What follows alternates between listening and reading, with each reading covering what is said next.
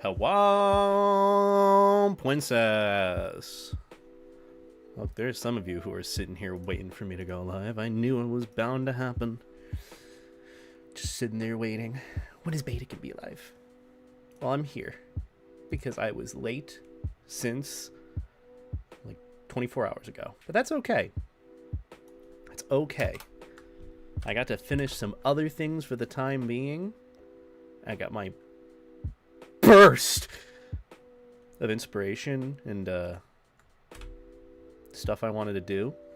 I think we're getting back on track, guys. I think life is going pretty okay, I would think.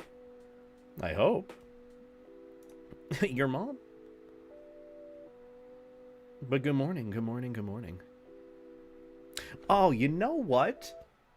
I actually don't have the old life jacket that I used to wear with my Maverick fursuit. It is currently vacuum packed and stored away. So technically, I will not be in full outfit fursuit. I won't be able to try on the outfits that I usually have. But then again, it is more of a cosplay vest that I don't really wear other than, you know, fursuiting. I just forgot that one. But it's okay. I have the rest of the full technical fursuit, partial, Kigu, whatever I run for a setup. So, yeah. We can't hear you. You can hear me just fine. You're trying to gaslight me again. I checked that actually before I started streaming because I was thinking about you, random person. I was like, you know what? He's probably gonna tell me some asinine shit, or like he's gonna tell me my mic is muted, and it actually would be, and it was before I did start. Good boy. But hello, everyone. Hello, Project Amberly. Hi, someone. Hardyman, Zyro. Why does your name remind me of gyro, or like gyrating? Isn't gyrating a fun word? Because that would mean you're rotating. I'm gyrating. Doesn't it sound dirty, though, when you say it that way? Like, oh, I'm gyrating. You know, like, doesn't it sound weird? It's probably only weird when I say it. Who am I kidding? There's no secret here. Actually, I just checked right now, chat. I have my 2 free pack openings in Pokémon TCG Pocket Edition. Should I open those for you guys here? We just transitioning right on over to opening imaginary card packs. I've already good for you, dude. You know what? Fine. You know, we're gonna do exactly what I said we're gonna do. I'm gonna get my thing out, and we're gonna open some Secluded Springs. This is what we're doing today. Okay, this has nothing to do with the fursuiting as Maverick. This is just, I need you guys to help me get lucky here. Maybe showing it to you guys means something good will happen, but usually nothing good happens to me.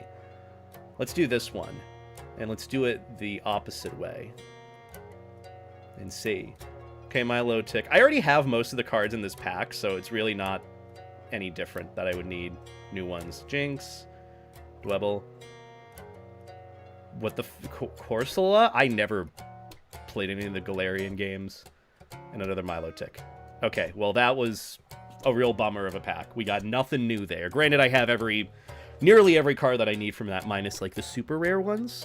But let's go for round 2 since we have another free pack. Okay, so we go Secluded Springs. Shout out to my favorite. Actually, curious question, because I know the legendary dogs don't get that much love in Pokemon. Which one's your favorite? It's hard for me to decide because I did grow up with Pokemon Coliseum. I'd say Raikou or Raikou. Riku! I thought he's pretty cool. Entei's pretty neat, but the movie I feel like gave him a lot of I can't believe it's my focus. 7th month subscribing to Beta G's How Time Flies, and where's G's Maverick? There, but G's works too. Where's Maverick? Look, Maverick will be here. I'll put him on, okay. Suicune, best... Wonderful. I'm going to go back to opening card packs now. Oh, wow. It's Secluded Springs. Let's open this one. Haha. Oh, nothing rare. Feebas, Sunkern, Dugtrio, Fletchinder, Zoroark. Wow, nothing. Okay. Well, there's your RNG of the day. I got fuck all, as it were. But also, thank you, Chester, for the 7-month resub. I greatly appreciate it. Go get some life jackets and beta 8 hearts in the chat. Greatly appreciate the resub and support, especially during September. I don't really have a goal going forward for, blessed be, sorry. I scarfed down a Costco hot dog before I started stream. That's why I'm a bit sweaty and all over the place. I've been cleaning, getting my place ready. I got a lot to do still. But, yeah, in terms of sub goals and whatnot for September, really haven't done much. Just, it's, you know, whatever generosity you guys want to show to these streams, you're more than welcome to, and I'll try and set some maybe incentives. I don't know. Today I'm doing one of them, which is fursuiting as Maverick, because I haven't done that in, I'd say give or take 4 to 5 years. Like, the last time I really genuinely wore Maverick, I think was, like, 2021 or so. It was definitely before I got my new fursuit, which probably was, like, 3-ish years ago from this point. Yeah, I got him in 2022. Holy shit, it's been that long. But Maverick I haven't really worn since then, because he's just, you know, I don't really relate to the character as much. I also have this god tier Maverick fan shirt, which we will show later on. Look, this is it's a bit of like a social experiment in some ways to do this, because you know how I joke about it of like, oh my god, where's Maverick? We love Maverick! Because unironically, some people are that way. And I feel like to some extent Maverick has become like a Disney character persona, you know? Like, as soon as he comes out, you know, like the parasociality grows wild. It goes wild, and I have to, you know, figure out how to circumvent that. I don't know, it's very interesting. But, yeah, I wanted to try out fursuiting as him. 1, because I had it as a sub-goal, and 2, because I haven't done it in a bit, and I want to see how it feels. I also realized, after cleaning out basically all the shit in my room, that I ended up getting these bandanas a few birthdays ago when I, you know, fursuit as Maverick from my friend Jay, and he did all these custom bandanas for me that I just did not see. I did not try them on, so I'm going to try them on today, so I'll look nice and I'll do justice to the very monumental amount of work and effort that he put into it. So yeah, there's that. And also thank you, William Armstrong, aka Flamethrower the Wolf. Are you Entei? Are you the other fire dog in this stream? Is that what's going on here? Also, thank you for the $2 super chat. I appreciate it. I was thinking about getting a Costco pizza, but honestly, doesn't really hit for me. Honestly, it's a bit too, like, too doughy, if that makes sense. I'd like a little bit of, like, bite and crisp to my pizza. And if something tastes a little like, it's hard to say, but cakey is the one thing that comes to mind when I bite into a Costco pizza. It's just very full of stuff that doesn't really make a pizza, but regardless. Anyhow, how are you guys doing? Happy Saturday. Sorry I didn't stream yesterday. I just wasn't feeling it.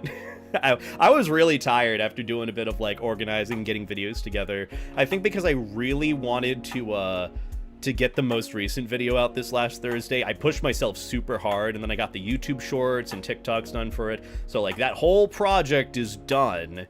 I just need to work on and figure out what the next one will be. And so I've been kind of taking the time to do that. But I think we got it. I think we're on the right track. And hey, after this stream, I'll probably end up doing something productive. So that's cool.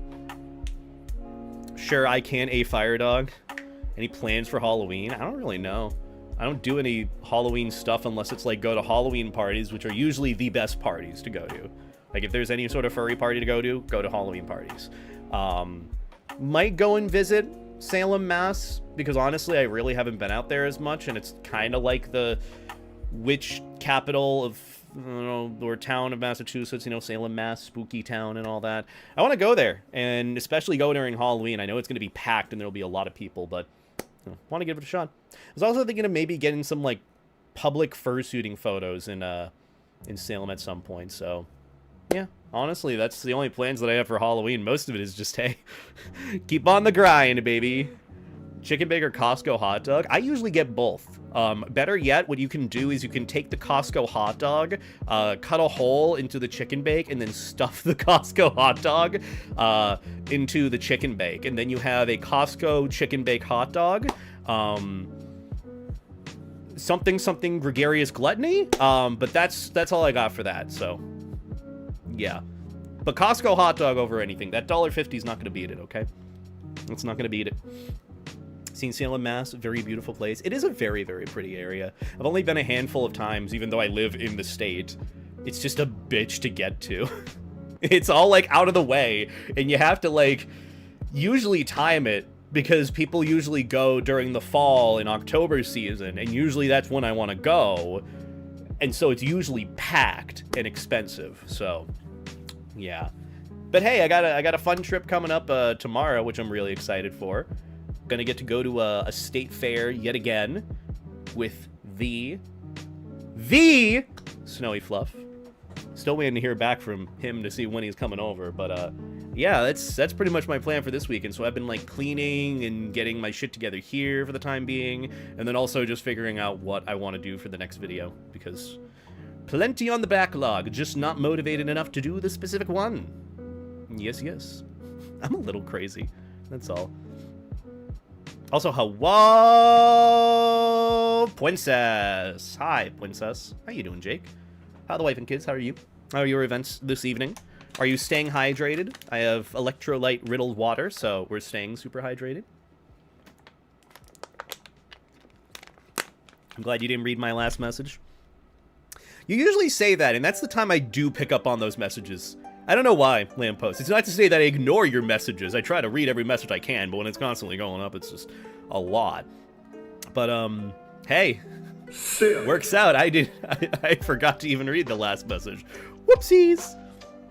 Yeah, I hope you're doing well, Jake. Hope the events are going well today. Hope you're staying life jacket. Hope you all are staying life jacket. That's pretty much it. Where is Maverick the goat? Maverick! We love I don't really like Maverick. Or at least I don't like what he insinuates and sort of the energy he carries. Maverick's feet.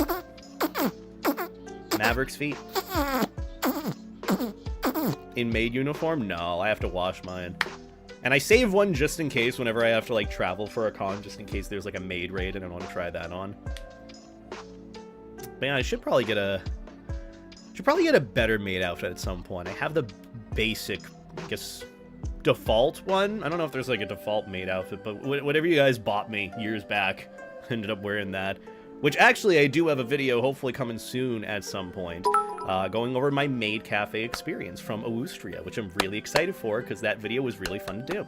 Good news, I'm a father now. I'm so happy. My cum rags.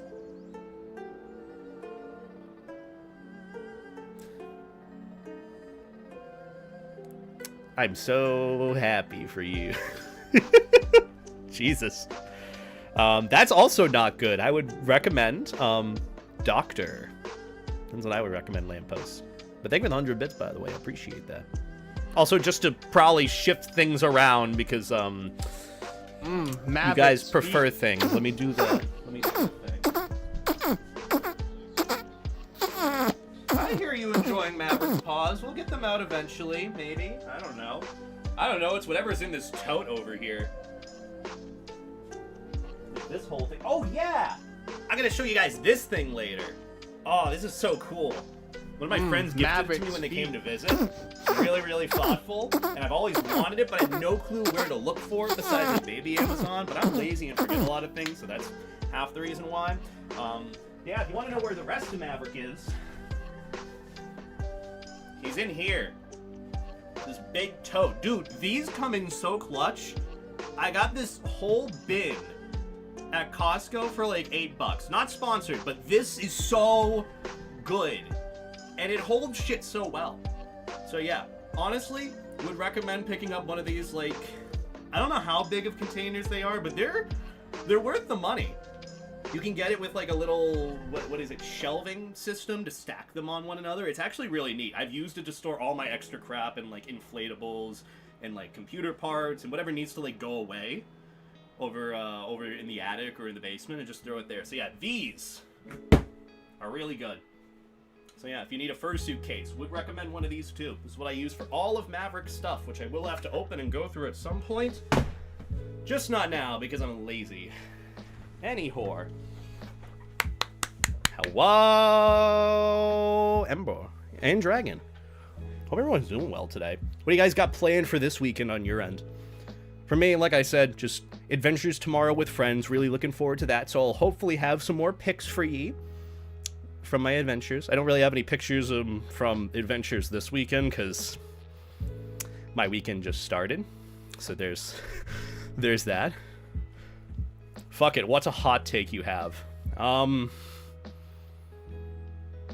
It's a hot take I have. What's relevant or trendy?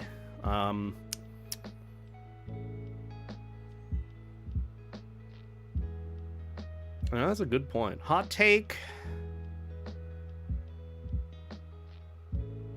People need to be kind to one another. That's really all I got for that. That's a lot of what everything kind of boils down to. I feel like that's a hot take in this day and age, if you ask me. A very basic of like, hey, we should be kinder or conscientious of one another. Which that already... I mean, to be fair, if I put that on Twitter, that would be controversial. Let's be honest. Especially furry Twitter. So hey, there's that. But hello, Dragon. Hello, Ember. Hello, Hardy Man. Have you watched Tugen Anki yet? Also, do you have any anime recommendations for me? I have not watched that. I don't think I'm going to be watching it because I only watch through like one anime at a time, and I think I'm going through Gurren Lagann, which is what I would probably recommend. I don't know, it's helped me be motivated about myself and character development as Beta, or the person behind Beta. Hot take. Hot take. Not Hello? Everything needs to be hey look, media has X thing. You guys are gonna spend The more website. money yet? I'm not exactly sure what that hot take is, but hey, actually, good hot take on this end. We all, and this goes for all of us collectively, even right now, should probably spend a lot more time outside. We're doing something outside. Hot take. They should bring back Nickelodeon's Day of Play. Remember that? Remember when they'd shut off the TV and say like, hey, go outside? They'd shut off everything for like TV shows or episodes on Nickelodeon for that. I think should have more of those. Just to some extent forced moments where we go out and do things. You know? Do they still do that? Can they afford to do that? Knowing the main thing they got at this point is SpongeBob and more SpongeBob and oh hey, more SpongeBob. And oh hey, outlive and completely neglect the wishes of the creators Stephen Hillenburg. SpongeBob. Yeah. I love that. I love that. I do remember that. It was a good time. I actually did unironically go outside during that point and like play with friends. But then I'd also beat that and then go immediately inside after I was outside for a bit and play like Sonic Adventure on my GameCube. I mean, I had a good balance of it, I feel like, as a kid. I went outside and explored a bit, but I also, you know, stayed inside at times and played games or something, so yeah. Also forgot to say as well, thank you Toasty for the 100 bits. If you're allergic to socializing, no you aren't. I believe in you. If you can't socialize, or you think you're anxious or nervous about socializing, you can, and I believe in you. You can fucking do it. And know that I am rooting for you. Because I was able to do it, and I was, and still am, a mess to some extent. Social anxiety-wise, social awkwardness-wise. I mean, I feel like social awkwardness is through the roof with me, but hey. Whatever you end up making it is what it is. But yeah, I'm rooting for you, and you got this. You can socialize. You can do your thing. But hey, other than that, plan for today is kind of make up for lost time with yesterday's stream, which we didn't stream yesterday. I put it off to today. And so today I'm going to be trying out Fursuiting as Maverick at some point. I usually do my whole yapping for like maybe 20 minutes to 30 more minutes or so, and then I'll get in him, which will not be fun to wear, but I'll still do it because it's a fun little bit. But yeah. Can I see the shirt on your chair? Oh yeah, I gotta wear this for a video I'm recording later. I've been having a bit of, not an epiphany. I've been doing a little bit of self-reflecting, more so on the end of like, you know, what I used to do on YouTube, how I kind of got, I guess, known or what I really prowessed in like the furry content creation stuff when I was getting started, which was like the whole furry thing series, the character stills, Maverick. We love Maverick. But yeah, like I was just thinking back to all that of like doing those furry info videos, and especially like in this is going to sound a little tinfoil hatty and kind of ranty about the current nature of the world, but I feel like we're in a day and age where misinformation is very, very prominent, and people do not care to fact check or even, you know, hold people accountable for spreading misinformation in this sense. You know, all the information that I feel like that comes down to a lot of it, or just many things, is dude, trust me.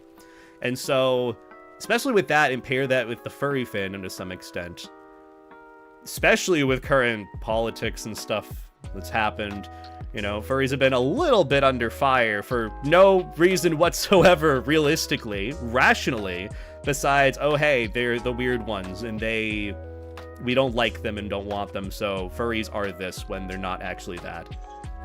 I've just seen it more and more where furries are misinterpreted or mention that there's something that they're not, or that furries are zoophiles when they're not. That's been known for years. And I just feel like, even within the same lens of like wanting to self-reflect on what I used to do, I feel like there still is that need to have a much more, I guess, updated, nowadays relatable version of like, I guess, defining what the furry fandom is about, even in media, on YouTube. And so I've been thinking about it in that sense of seeing, I guess, the sheer hatred I've seen towards people towards furries in general. Him sensing Maverick Princess. Maverick! We love Maverick Princess! Also, Princess Emperor, thank you for the 100 bits. I appreciate that. Hope you're doing well, by the way. I've just kind of realized that there's still been a bit of pushback against furries, or at least in people knowing what they actually do or who they are. And so, like, I've kind of thought about looking back with my old furry things series. It was a little all over the place, and at the end of the day, it was kind of my own experience and interpretation with getting into the furry fandom and sharing that through what my information and knowledge was to everyone else who watched it. You know, it's all kind of been the beta experience to some extent. And so I was thinking back about that with like the character stills, with Maverick, with making a more like professional looking video about what the furry fandom is, what furries are, and so on. And I was just thinking, like, if I tried to do that style today of like, hey guys, my name is Beta, and today we'll be talking about furry things. It just, one, it wouldn't work, especially in this day and age, and how media is and illiteracy levels, and also with just attention spans. And two, it's just not my vibe. Like, I look back at some of those videos and I'm like, I can't replicate that. That was me from like, at this point, 7 years ago. I can't really do the same thing that I used to. I'm a different person now. And same thing with me relating to my character, Maverick. I mean, the fact that I don't even relate to him as much is, I feel like a testament to show that I've kind of changed and evolved past that whole era of it. And I know people are nostalgic for it too and miss it. I posted about it actually earlier this week with the old character stills that I used to use, where people are like, oh yes, I do miss Maverick. I had asked, like, do you miss him? And then I just posted the character stills and people were like, oh yeah, we love Maverick, we miss Maverick. But there's also a good chunk of people who are like, I miss him, but it just doesn't really work for now. And what you're doing now, I feel like, is more genuine for you, and you should be comfortable with what you're doing, and so on. So there was a lot of conscientiousness when there really didn't need to be, which I do appreciate. But it's also just kind of understanding, you know, time is different now. And so I've been kind of thinking about like how I can kind of evolve what I used to do into what I do now, if that makes sense. You know, I've always opted for, instead of like furry informational videos, like segmented lessons, I just talk about a specific thing that I'm passionate about, that I have feelings about, and share my experiences with that. And learning about the fandom is through, you know, my experience and what I'm talking about with it. So I feel like that in and of itself is a good way of introducing people. I don't know, it's weird. But point being, nostalgia and self-reflecting aside, I know that I can't really return to enjoying Maverick as much, if that makes sense. He's still kind of going to be the face of what I do. I just don't really relate to him as a character. And I think what I probably need to do is like I said, throughout the past year or so, is one, either redesign him, or two, look for a new character, which honestly, I've opted to look for a new character, because, I don't know, I've always kind of seen myself, if I were to go into, like, the kind of lectury, professory vibes, I'd see my character for that as being, like, an owl. Honestly, unironically, an owl. Like a wise old owl, even though I'm not even anywhere close to, like, my 30s. I can't say that I'm old, but I've always kind of thought, like, you know, I feel like I'd look good as an owl. I feel like it would make sense for me, especially with the glasses and You're the only person stuff. who could realistically pull off an actual podcast, because you have a following to boot. True. And you're not kinda screwed in the head like Andrew Tate. I mean, you got a good point. Then again, there are plenty of furry podcasts out there, from what I've noticed. Which there's definitely some tea to talk about with that, let me tell you. I have really wanted to do the whole podcast thing, but I don't know where that would fit in with, like, my schedule, with everything else I want to do. And I'm also just not that good at interviewing people, I've realized. Like, conversations kind of need to flow naturally, and I'm just not good at that. So, yeah. With attention spans, you need Subway Surfers in the back. Honestly, I feel like we're past that. I think just having something that's even remotely interesting that's going on screen is good. I don't know. I feel like the day and age of, like, Subway Surfers footage is kind of past us, if that makes sense. I don't know. Oh yeah, the shirt, by the way. So I'm gonna wear this for a video later, which the reason why I'm even doing the video later instead of recording it earlier today is because this stream and how I kind of gauge my feelings with fursuiting as Maverick and seeing your guys' reactions to him is going to kind of help me figure out how I want to do that video. And so this is what I'm going to be wearing during said video, which is the most diabolical fan t-shirt that I have ever had made for me, courtesy of my lovely friend Moon Boyoyoy, or just Moon. We call him Moon, but his nickname or username is Moon Boyoyoy.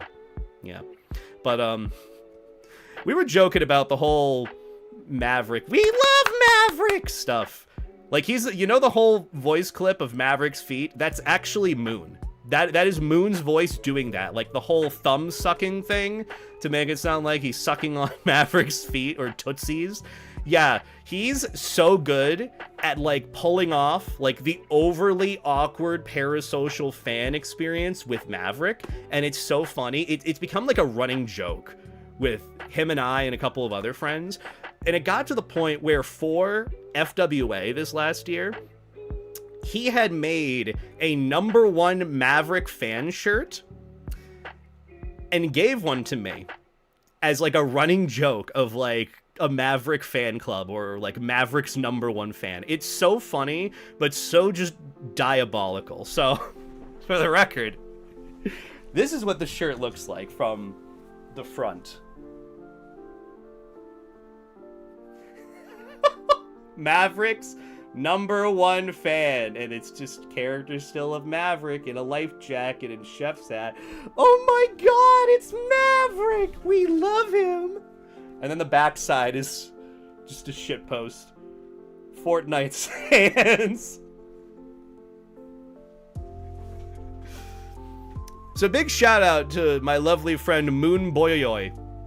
This is both awful and amazing all at the same time. I actually did wear this around the con, and so did he. Maverick. One day. Oh, there's the Maverick pause. Love it. Actually, fun fact. During the con at FWA, when he got these shirts and gave one to me, he actually wore this shirt around the con. Maverick's feet. And apparently, 3 people came up to him and were like, wait, is he actually here? Do you know where Maverick is? Do you know where Beta is? And then he had to deal with, like, that whole experience, that encounter, which was wild to think about. But he, just even from this weird shitpost shirt, it's like magnets. Maverick is a magnet, I swear, for, like, parasocial fursona behavior. That's why I equate him to being, like, a Disney mascot, you know, and, like, Donald Duck is out and about in the Disney parks, and everyone's like, oh, I gotta get a picture with Donald. Kind of like that to some extent. I don't know, but I guess it's a testament to show that he's survived nearly a decade of, fanboys, I guess. So there's that. Just thought I'd share that bit because I will be wearing this shirt during a video later on. I just have to like hang it up at some point, make it fit somewhere. But I do appreciate the pointers with wanting to do a podcast and kind of figure things out there. Regardless, I'm feeling things out for how I feel about content creation stuff. I think for me, if I were to do a podcast, I'd definitely just start with friends. I'm still very tempted to call it the Poppy Fur Podcast. Like, if half of, like, the high school 2 young adults from, like, teenagers are gonna unironically use Poppy Fur to, like, derogatorily label people, then fuck it. I'll use it to profit off of a surprisingly really good quality podcast that I want to do. Also, this is how I fold my shirt. How's the folding job? Probably like a 4 out of 10 if I were to guess, but yeah. Beta providing context? There's never context. There's never context here, stalkers. Also, hope you're doing well. Hope the state fair was fun on your end. Also, hi, Anuka. We love Anuka. Hope you're staying life jacket, friendo. Hope all is well with ye. Definitely is Ozzy and Maverick with my first steps into the fandom. That's what it is. I think to some extent keeping Maverick in kind of like the time period he was would also be good, and then just constantly evolving past that would be not a bad idea. Still thinking about what the fuck to do with him, because he just kind of sits there and I don't really use him, and I don't really have a need for him to the extent that I want to wear him. Though granted, does there really need to be? I don't know. Also, hello, Shameless. Hope you're doing well. Good to see ye again. Bad simping out to Vaughn and blacking out. I do that with Death. Why am I so saturated? Oh, dude, the camera's doing some weird, funky shit again. I don't like it. Yeah, I about do the same thing, Shameless, but with a Death Wolf and a life jacket. So there's that. All while streaming, having a heart rate on, and it spikes to 140 BPM. Fuck my life for knowing who did that. I mean, yeah, I can't blame you. I'd do the same thing if I saw Death Wolf in a life jacket. Let me tell you. Just be that. Also, hell yeah, Pigeon. I hope you enjoy the lovely background vibes, sound, audio, whatever this ends up being. Oh, I forgot to put out my stream notifications. That's why people don't know if I'm live or not. Whoopsies. I have them all drafted and ready. So, yikes. I'm not good at this content creator thing, but that's okay. You don't have to be good at it. You just kind of have to do it honestly. You gotta do it the way you want to, and the way I want to do it is I want Maverick! I'm a little crazy here and there. But other than me, how are you guys doing? How are the wife and kids on your guys' end? Any more details about this supposed Poppy for a podcast? Not really, just besides having, like, different folks on to talk about different things. Like, I have a few ideas for who I want to have on. I promised myself that if I were to do the podcast, I would have the first episode be with my friend Simple Nix, who is such a sweetie. She makes some of the coolest shit in the fandom currently. And I know I use shit in a positive term because it's all like shirts and merch and stickers and art. They're so sweet and so talented. So go and show them love and support. But I wanted to do a podcast with the first episode being about like what the meaning behind Poppy Fur is and like the derogatory name with it, if there is any. Kind of like to give a good setting for like why I titled the podcast what it was, which I'll do a whole separate video on that as well. Other than that, I don't really have any other ideas for who I'd want to do a podcast with besides just having random guests on to talk about specific things. Like I'd probably have like Gail or like some other furry convention staffer on to talk about what it's like staffing a furry convention, what it's like running a furry convention, what goes on behind the scenes. I was thinking about doing one, and I'm kind of inspired in the sense of seeing a podcast interview thing between Josh Peck and Drake. Remember Drake Bell and Josh Peck? Yeah, they did like a revisiting from like Drake and Josh where they like talked with one another, and it felt like very nostalgic. I kind of wanted to do something like that, similar to maybe having like Kyle on, or Majira, like having Kyle on, and we just yap and shoot the shit about like how things are, how things have been, what our positions kind of did to like change us, and so on, and what we're doing now. It'd be really nice to kind of revisit that. I feel like that would be really, really fun. And then from there, it's just kind of whenever I'm feeling it. But like, that's kind of the problem. If I started, I need to dedicate to doing a good few instead of like just 1 to 2 like installments or episodes, and that's it. Like, I'd rather it be like a full run and then maybe add it on from there if it ends up being a big hit, like maybe 5 episodes, 5 or so.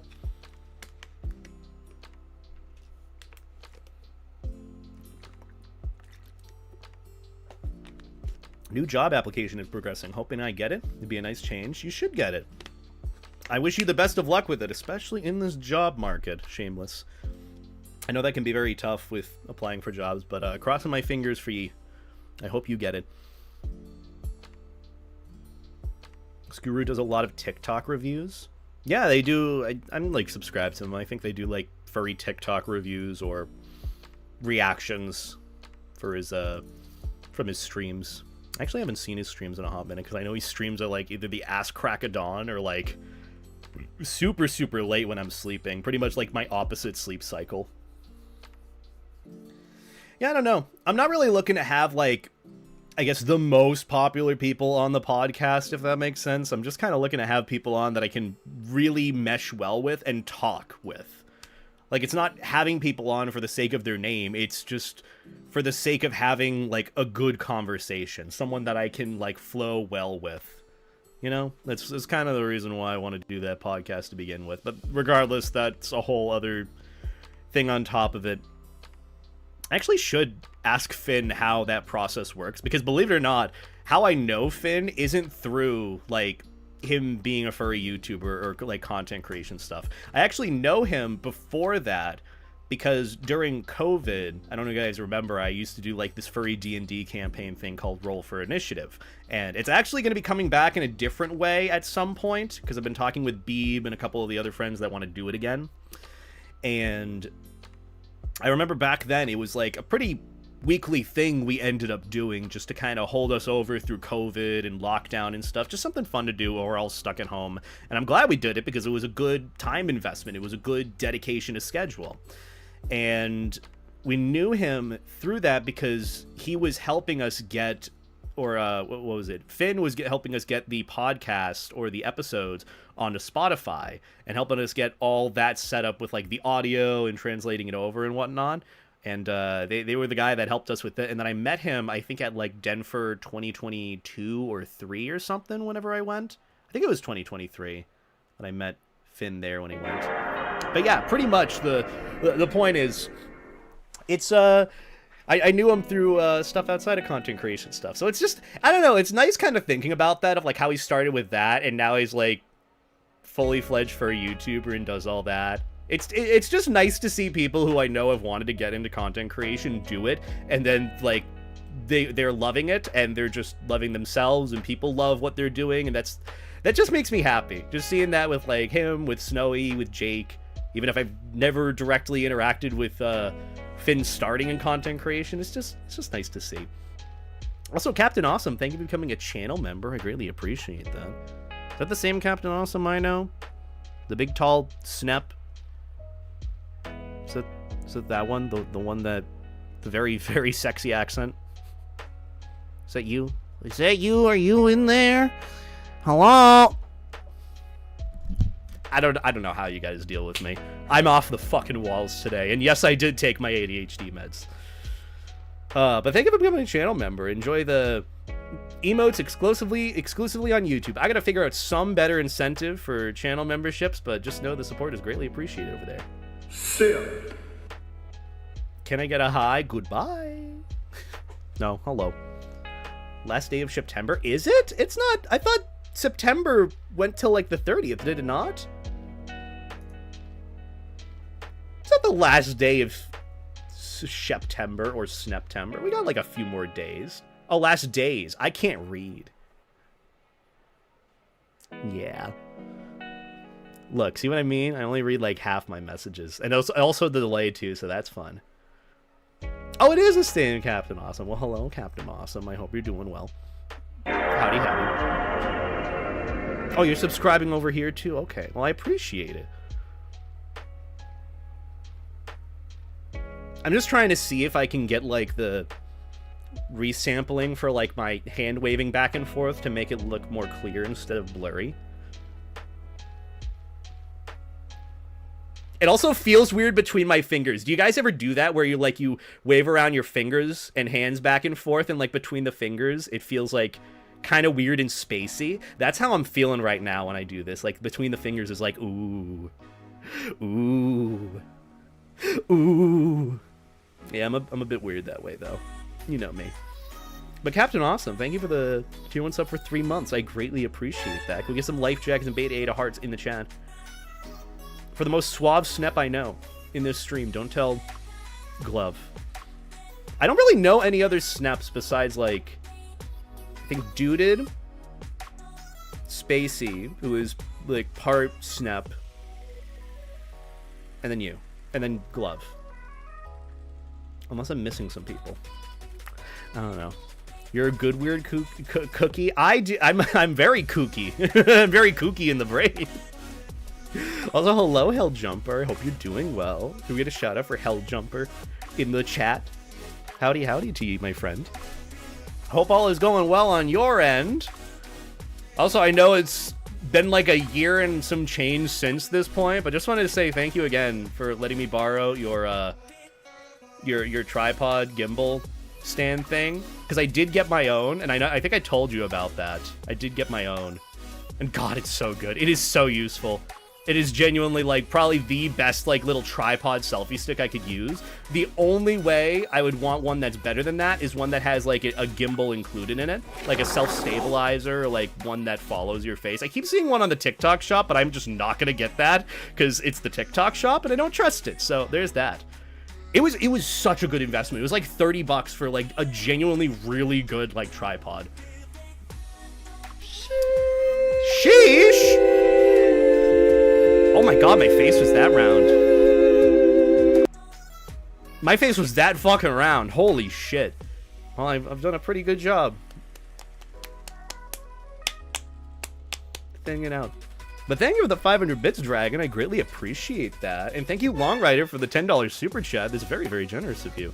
Maverick is an awesome character. Would you mind if I used him in a free Metroidvania furry fan game that I'm putting together? I'm asking permission from a lot of furries in the fandom. Sure, go for it. I mean, also, I can't stop you. It's one of those, unless you're, like, using it in the means of, like, profit to some extent, then it's a little weird. But honestly, like, at this point, sure. Feel free to use it however you'd like. You know, people have... Look, I will say I respect it, and I appreciate that you're asking me, because many people don't, and they do worse with my character. Like, throw him into AI algorithms, make NSFW AI art of him. There's plenty more of that, don't you worry. And I had the misfortune of finding it, so, yeah. There's that, but thank you so much for the super chat. I do appreciate it. Also, Bois! Hello, Bois. I won another game of Deadlock today.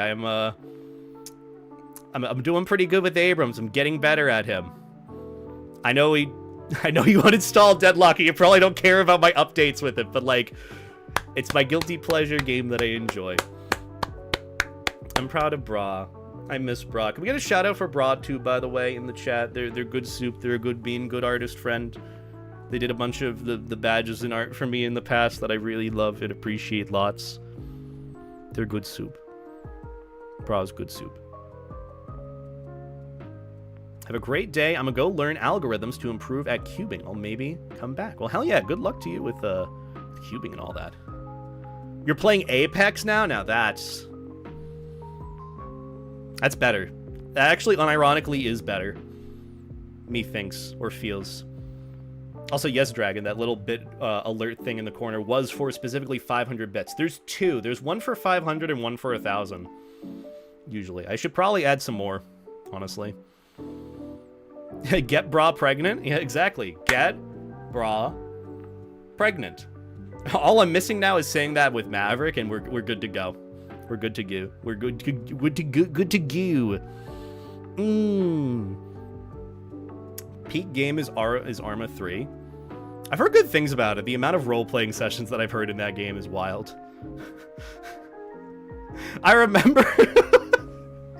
This is a funny story. When I was in my fraternity, I remember, like, I had a lot on my plate with not just doing, like, my project and school stuff, but also doing YouTube stuff and, like, going to cons and needing to take time away from, like, the fraternity for a little bit to focus on that, because that was a good offset to, like, basically, like, a part-time job at the time, but, like, my fraternity was, like, super understanding about it.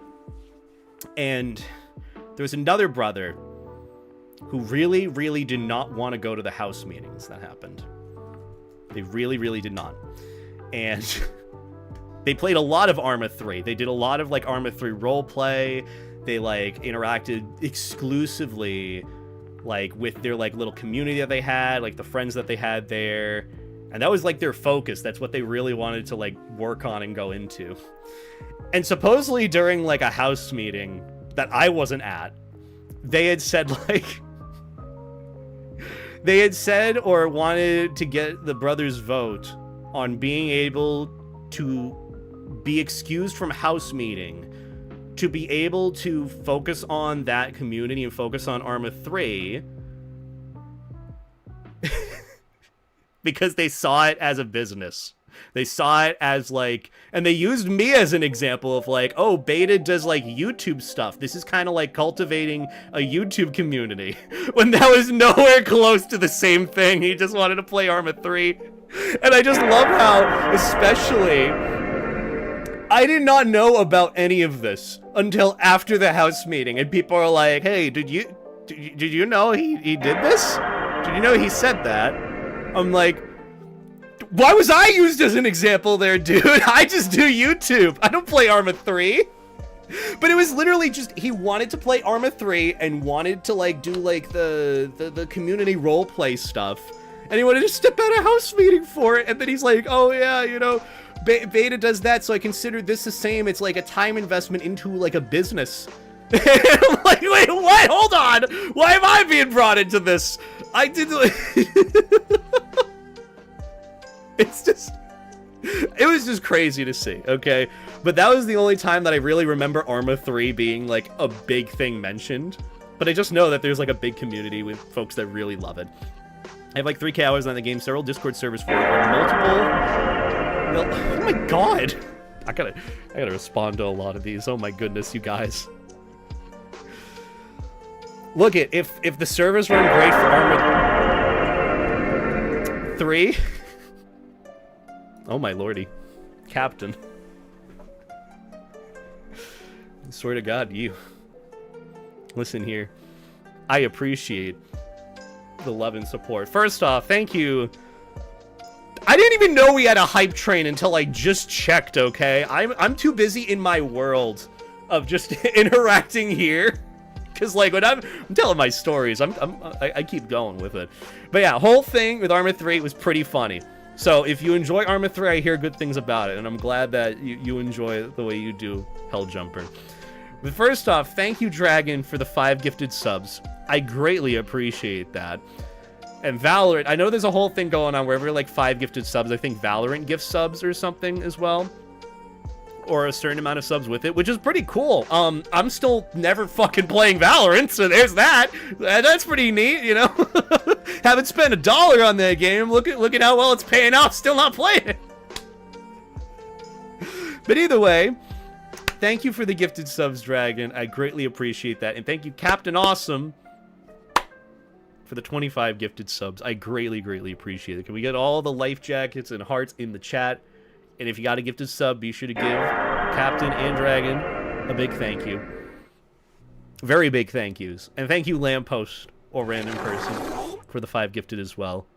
I greatly appreciate that. Take off you glasses. I want to see what you look like. I mean, I'm going to have to take them off in a bit because I'm going to get in my fursuit, so there's that. I can't really wear my glasses in my fursuit, but then again, I only wear these when I'm looking at my computer screen. Like, you can see, like, the blue tint in them. It's supposed to be like a blue light filter. I personally like looking in them when I'm at my PC because I look a little bit smarter.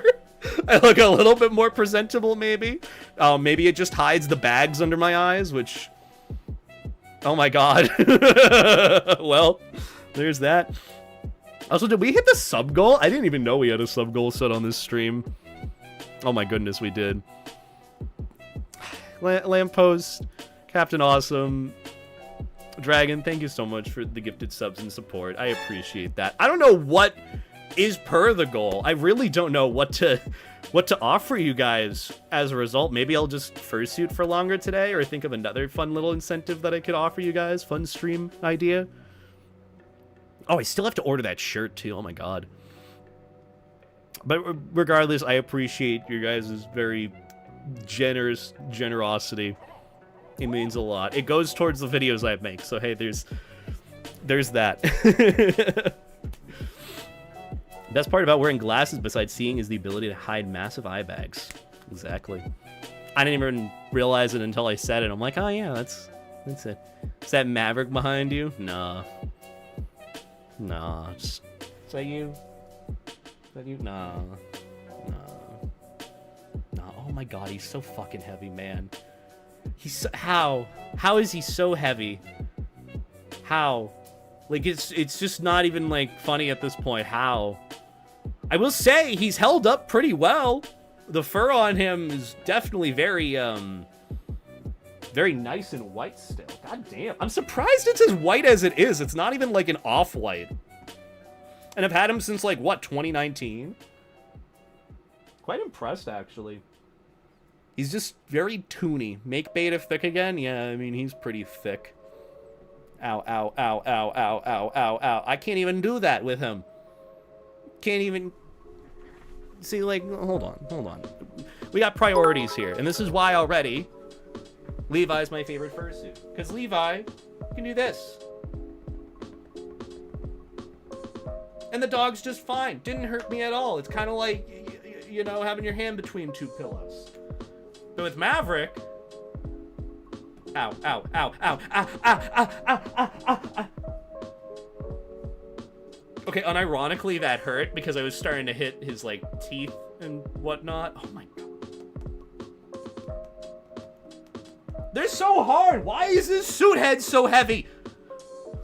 But yeah, that's why Levi will always be my favorite. Always be my favorite fursuit child. my favorite, and then my least favorite fursuit child. Which, yes, you do have those. It's almost 2 o'clock in the morning here. I have to go to bed. I wish you all a wonderful stream. It's 2 a.m. for you over there? Jesus. Well, still, thank you for stopping by, Captain Awesome. I hope you have a good rest. Stay floaty, stay life jacket, get some good rest on your end, and thank you. Thank you for stopping by and hanging out. It's good to hear from you. You're good soup, and you're a good vibe. It was lovely. It was really lovely getting a Red Robin with you. And then I gave Jake my drink. No, don't be shy. You're lovely. Go get some good rest on your end, you goober. Can't wait to see you again. Hopefully at another big con. I don't know when the next big con is that I'm doing. Probably like FWA at this point. I don't think MFF is really happening just because it's no room. I still have to... What is it? Still have to get my reg refunded for that because getting a room was impossible, so yeah. It was such a good con. A&E, true. A&E is a good con. Also, what was the message you sent me, Lamppost? Because he sees the sun as much as you do. Yeah, I mean, there's that. But also, you do want to keep your fursuits in, like, a pretty shady area. That's why I have them in, like, the top corner of my closet up there. Which, again, not showing you anything of what's up there. I actually had a lot of people asking me from my recent video, going over, like, my furry art organization, about, like, what this side of the room looks like what really is hung up over there. And I still didn't answer it. I'm not telling you or showing you, because there's a lot of stuff that I can't show as much as I would like to. And I don't really care, but, you know, there's standards, and there's that. But hey, you know, just know it's nice and neat-ish over there. There's, like, a whole thing of inflatables on the floor, so there's that.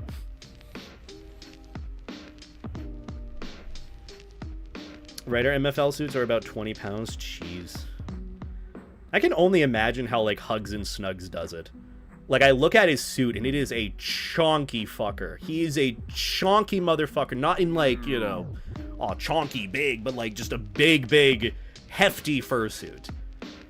So I can only imagine how much of a workout he gets while having that thing on. Not just the head, but the bodysuit. Because I never got a bodysuit from More for Less when I got my fursuit. Just got my partial, and that was it.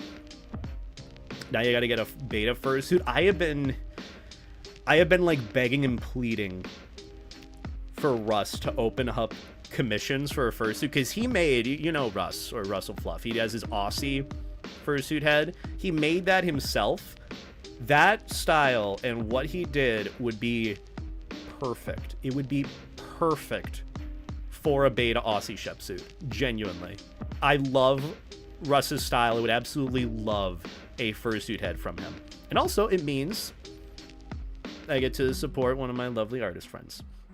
It's a lot. How is it for you, Aji? I know your head is kind of, or suit in general, is a bit more recent from what I know. In the past few-ish years. Have you weighed your fursuit head? Is it heavier than mine or lighter? Also, Festive Board, thank you for the $20 super chat. That's very generous of you. Transit the Sogs. Is this Sog Transit again? Sog Transit, is that you? In the corner? Over there? Doing things? I see you. But I greatly appreciate the $20 super chat. That is very, very generous. Thank you for the support. Keep forgetting you can make suits. Russ is so talented. But yeah, at some point I would love to get a beta fursuit, but it's also just not in the cards right now. It is one of those where, like, maybe at a later point. For now, I'm still kind of fleshing out the character. Well, not really fleshing him out. He's kind of been my safety character. Also, fun little thing. Do you want to see... Since we're on the conversation topic of my Aussie Shep. So you guys know Zillion, right? Zillion Ross, my artist friend, probably the longest time friend, furry friend, who I wasn't friends with for a bit, but then we made up and we're friends, that I've known in the fandom since even before I was a furry. I think I knew him since like 2017, give or take. That is how long I've known him. You guys know him, did like furry YouTube stuff. He still does, like, streaming, where he'll do, like, dumb art sketches for, like, a certain amount of time. Like, 7 minutes he'll do a sketch, or 10 minutes he'll do a sketch for, like, 25 to 30 minutes, or wait, no, 10-minute sketches for, I think, $25 or $30. I can't remember how much it is. But point being, he does these sketches on Twitch, and he usually has, like, a theme around them. I try to check in on his streams, where he'll do, like, what is it? Drawing your persona, but they're angry, or like the theme or pose is a certain thing. And I was on his stream last Friday because he asked me, and I decided I wasn't streaming that day just to kind of take some time off. And he's like, hey Beta, are you available today? I'd love to have you as a guest on my art stream that I'm doing. I'm like, sure. You know what? I'm a little bit toasty. I'm kind of zooted as fuck. Why not? And it was the stream where the theme was he would draw you a little bit spicy as a treat, because he doesn't usually do the spicy art. He kind of leaves it, but he did it as like a theme for this one, for his streams. I'm like, ooh, spicy Zill art? Sure, I'll get in on this. So I sent in, you know, the little like dono link thing, and I sent in my ref. I wanted him to draw my Aussie Shep, my big bellied, cutesy, adorable dog, because he's a representation of me as how I feel a bit more friend shape. I feel more wholesome and sweet and like a lovable friend compared to saucy and attractive and sexy. And so I'm like, you know, how would he make me look that way?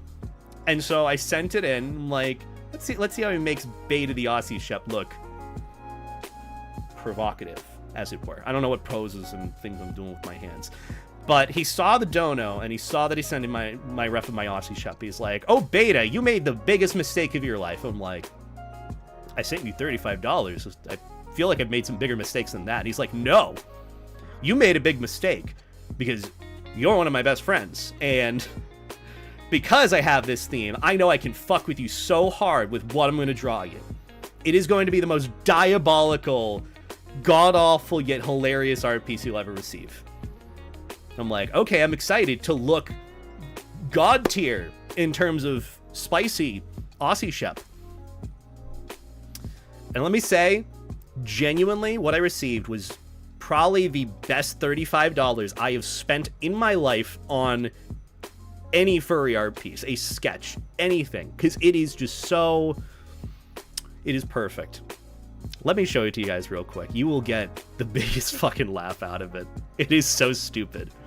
So I sent him for directions for this. Like, I want my Aussie Shep in his life jacket, like, you know, the one with like the bottom part, like the full torso, kind of like full swimsuit style life vest. I wanted him that, and he's trying his best to look appealing, you know?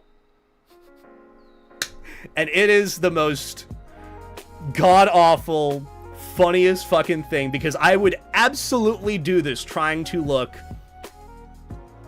spicy. Here's what he drew. Wait, where's my camera? Oh shit, I forgot to adjust the overlay. Well, there you go. That is what Zill drew for me in like, I think 10 minutes, 20 minutes or so. It is so funny. Yeah, there's the booty redeems. Make beta thick again. Look, here's the thing. I know I've lost a lot of weight. The Giat, the booty oody deludy is not going anywhere. That has still not gone away. I imagine the idea that Zill had was, oh, big, thick Aussie Shep trying to fit into a life jacket. And nothing, no life jacket, no amount of extra padding is protecting that cake. Let me tell you. So, that was what he drew for me, and I love it so much. Would have never thought of a life jacket wedgie being a thing, but here we are. Here we are in the year 2025, the year of our Lord. God, I love this. Genuinely, best $35 I have spent in my life. And it's so funny, because look at that dumb fucking smile. Look at this idiot. Look at this idiot. This idiot's me, by the way. Look at this dumb fucking idiot. He's just like, I'm so sweet and adorable in my life jacket, and then he just looked down and was like, oh, well. Caked up every day a week. Bakery 1, Bakery 2. I haven't named them yet, if you're wondering. I don't know what to name them. But yeah, that probably the best $35 sketch I have spent on anything in my life, and I love it. So big shout out and thank you to Zill for drawing that for me. It's really wholesome. And also forgot to say as well, so sorry about that. Oh yeah, Bay and Ta. B-Ta, I think. I don't know. I think that's the idea that I had during that stream. I can't remember. I gotta go back and look at it, but I was also kind of blasted. I had taken like 2 edibles, and it's like, oh god, they were hidden like a truck. Someone help. And it's like, oh, we're in it for the long haul. Okay. But also, thank you, forgot to say as well, thank you Festive Board for the $10 super chat. I greatly appreciate that as well. Thank you guys so much for the support and the generosity of the stream. It means so much, and it will go towards future projects. I've been looking for like video editors recently, and I've had a few that have reached out to me, so I want to, you know, do my best to like help them out with getting started, give them the projects they're looking for, give them a shot, especially like furries in the community, and they seem very keen on wanting to put my videos together as best as they can, so it definitely does help towards that. And also, hello, Transit Sog. Officially, or I guess unofficially, alt officially. Hope you're doing well. Hope all is well with ye. Hope the inflatable is doing well, by the way. Also, little side thing. I did have an inflatable company reach out to me recently asking me to potentially advertise one of their inflatables in a video. And they send over a pretty sizable inflatable for free. Not that I'm looking to get anything for free, but I just thought it was really neat. It's really fascinating that I'm kind of, like, things are kind of at this point, you know? I don't know, man. I still just feel like the weirdo that hasn't grown out of college and does furry YouTube, you know? Like, I have my fucking socks on my goddamn box over there that's just sitting over there. I don't do anything, but I also do a bunch. But regardless, I do appreciate everyone. Cersei, that's what it is. Or is it Cersei? Cherisy? I remember there was a name that I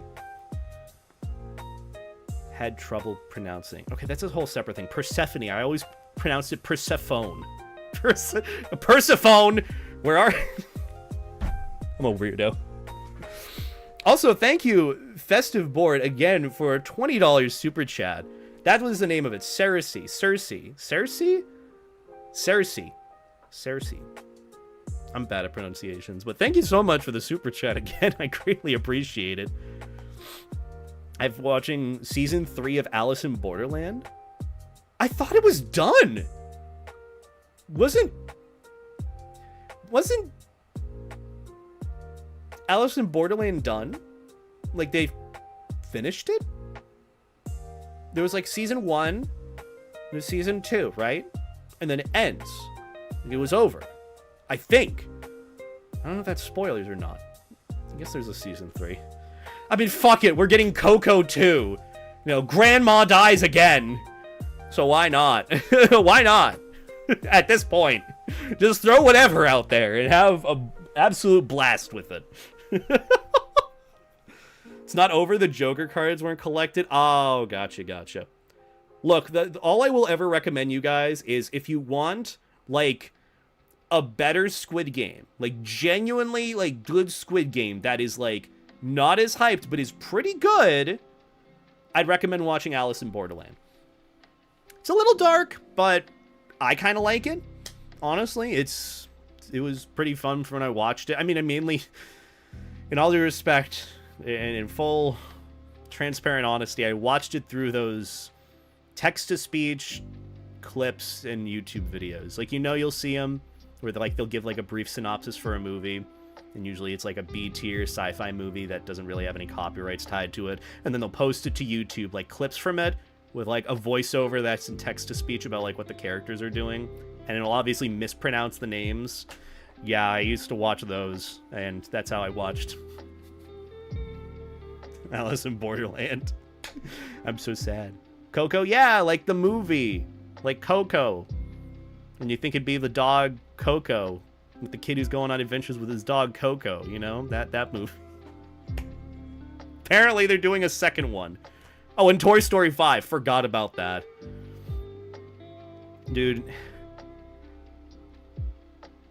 Can I, like, go on a bit of a rant real quick? Specifically about Disney. Because, like, recently, I had watched through Treasure Planet again. If you were wondering what my favorite animated film of all time is, it is Treasure Planet. Genuinely, one of the best animated films of all time, in my book.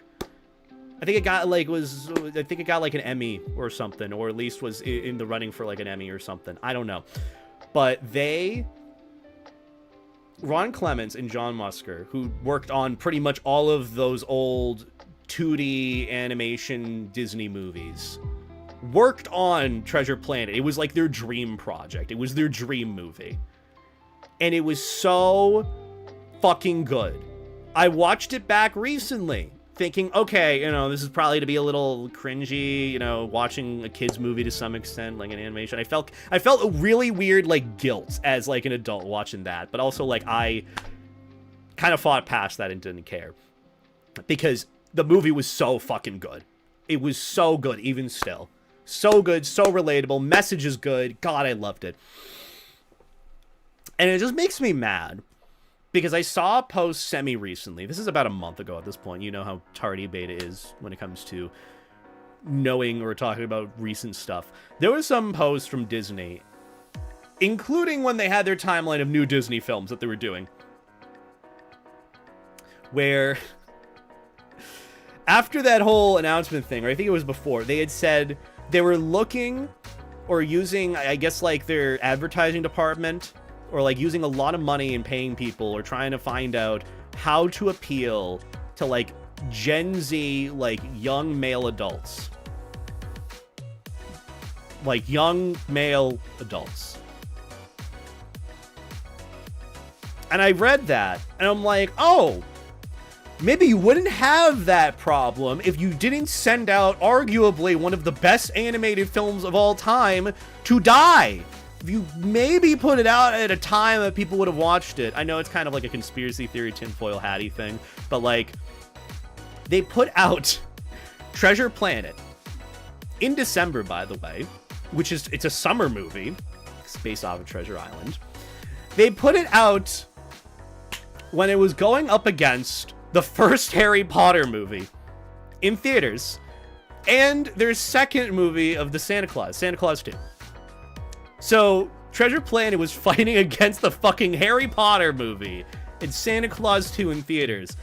No shit, it didn't do well in the box office. They also had bad marketing for the movie too. It was also honestly a miracle my parents ended up getting that movie from me, because they got it on like VHS and DVD. We never saw it in theaters. I would have loved to have seen that in theaters. Oh my god. Oh, if they ever do like a re-releasing of Treasure Planet in theaters, that is the one time that I will give money to Disney again. But it's just, it was so good, man. And it just makes me mad that they're like, oh, we're trying to appeal to these audiences. Wonder what we could do. It's like, dude, you had the movie. You had the setup, and you threw it away. It is such a good movie. The soundtrack is great. The characters are great. I even read, like, a little bit of a synopsis for what would have been the planned sequel that they had. And that also got me mad. I was so mad. Because it would have been arguably better than the first movie. Oh my god, man. Man, I was so sad. But hey, that's my little rant about it with Disney. Treasure Planet, if you haven't seen it, would highly recommend watching it. I think I rented it on Amazon for like $1.50. Absolutely worth it. It is such a good film. It is so good. It is so beautiful. So pretty. And I was literally watching it with like a few friends the other day too. And they were like, oh, I wonder how this movie is going to be, because it was made in like 2001? 2001 they did that. And like, it is so gorgeous. The atmosphere, the world that they built was so breathtaking. It was so good. If it needs me, I'm going to be making fan art. Hell yeah, do your thing. Marketing is 50% of what makes a movie successful. That's true.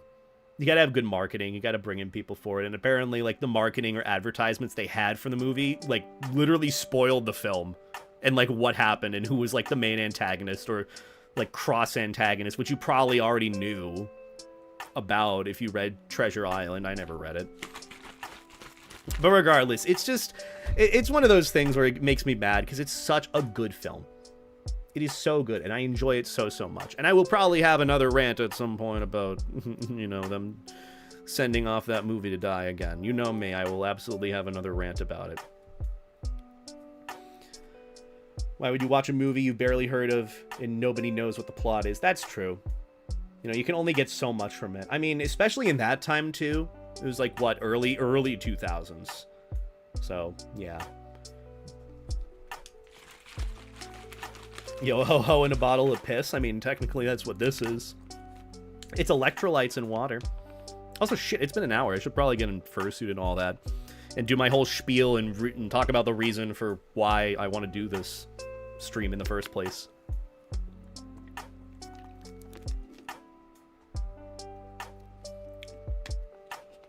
Do you know Kaji Kitty? You spam it like 10 times. No, I don't.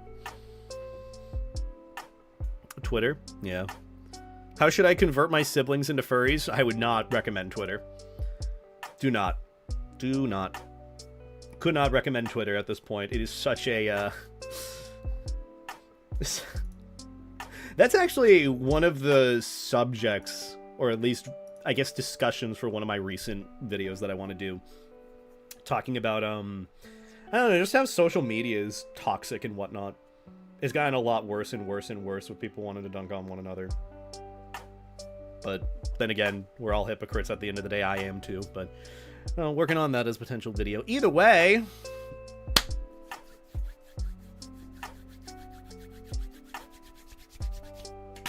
let's try fursuiting as Maverick.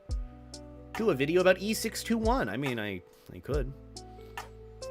I could. Not that there's really much to talk about with it, I feel like. Did you see these people I don't like took a photo together? It's not even just that issue either. I think genuinely people are very, very keen to talk shit about people they've never interacted with, or people that they presumably don't like, or give off vibes, or you don't know, or make presumptions about people that you don't know. There's a whole thing with it. I'm probably gonna have a whole ranting long video. It would be self-explanatory. Yeah, it would. But I feel like there are some, like, good reminders to have with a lot of it, and that's why I want to talk about that, and that'll probably be, like, the one drama video that I do for a while, because, like, honestly, I'm just... I don't know. I've really enjoyed doing a lot more of the positive videos. Even with, like, my recent video that I did on the organizing furry art, that did surprisingly well. I wasn't expecting that video to do as well as it did. Maybe I did a good job with the marketing, I don't know. But I'm just glad that people enjoyed it and they really liked the jokes that I made that weren't, you know, supposed to be doom and gloom negative stuff. It was all nice and fun, so...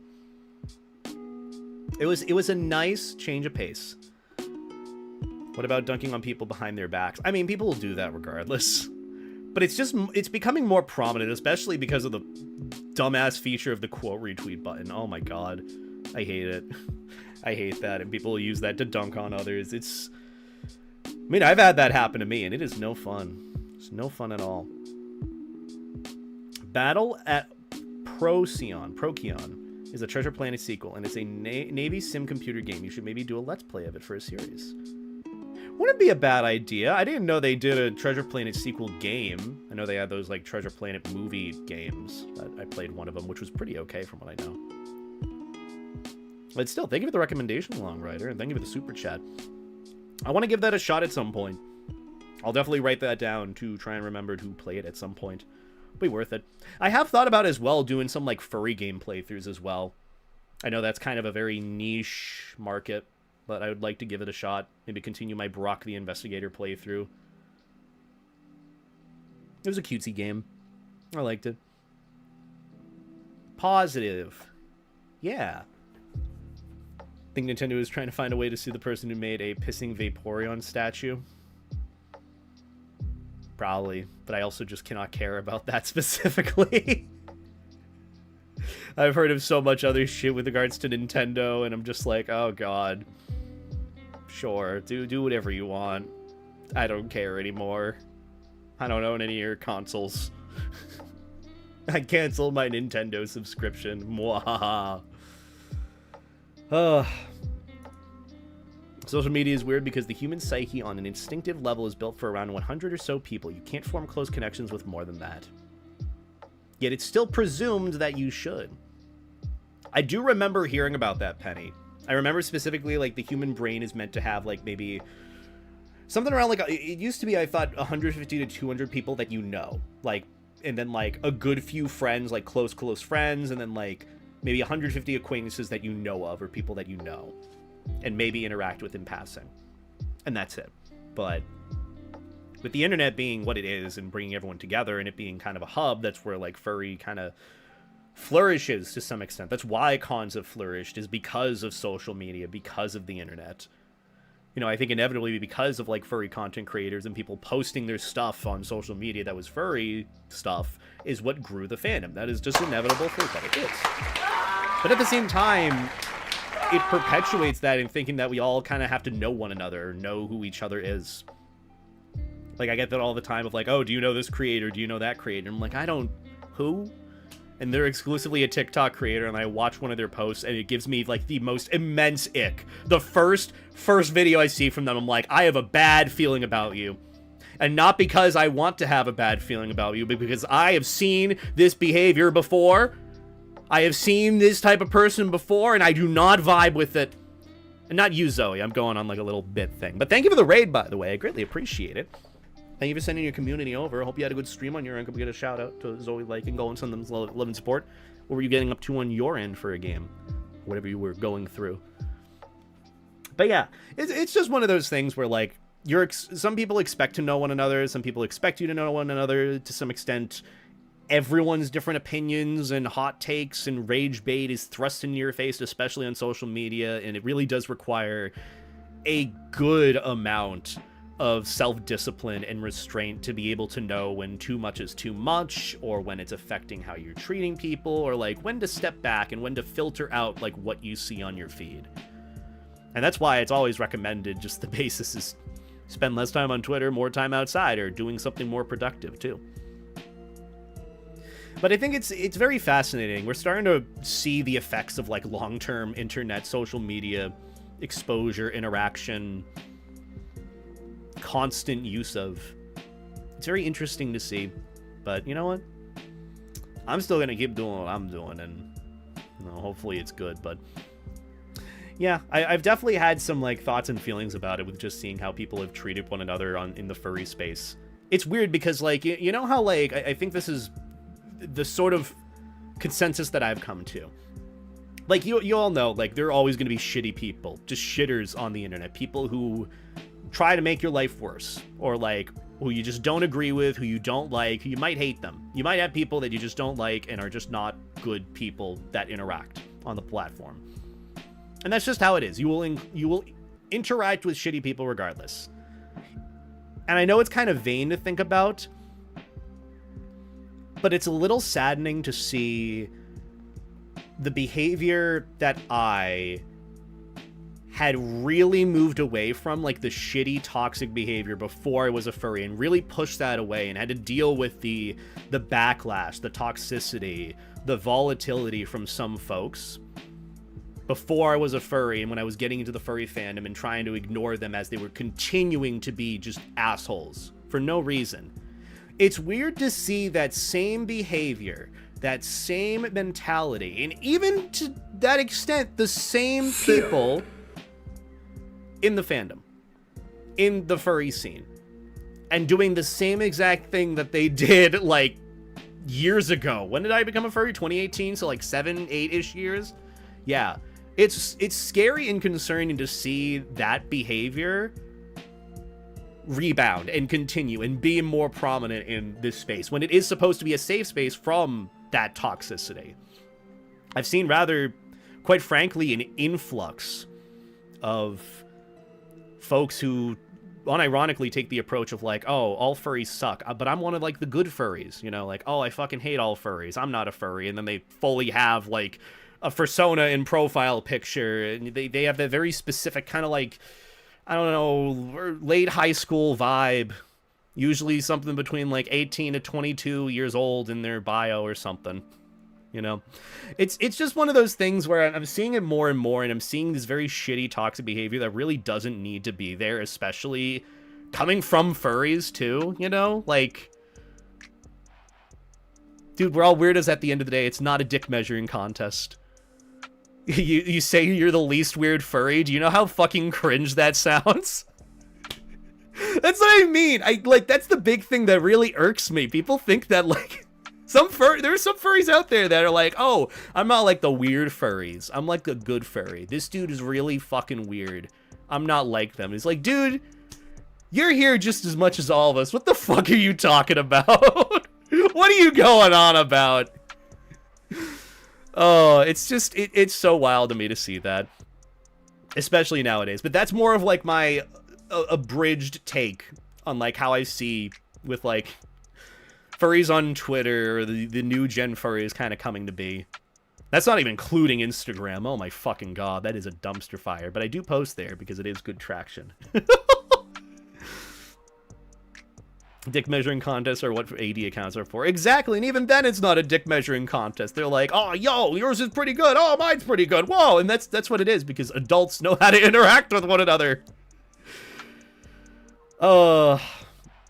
It's just so funny of like, exactly what they said. I'm the least weird person who likes talking anthro animals. It's like, dude. What are you trying to compensate for? Come on. That's pretty much it. That's my whole rant and all that. But regardless, that's my tangent. Thank you again, Zoe, for the raid. Thank you everyone for stopping in. Pretty much the context for today is I will be fursuiting as Maverick, or at least trying on my fursuit and trying on a few bandanas with it, and we're gonna be chilling, chatting, and interacting and vibing, and that's really it. You know, just hanging out, yapping like we usually do. I should also finish off this water thing here. Yeah. Either way.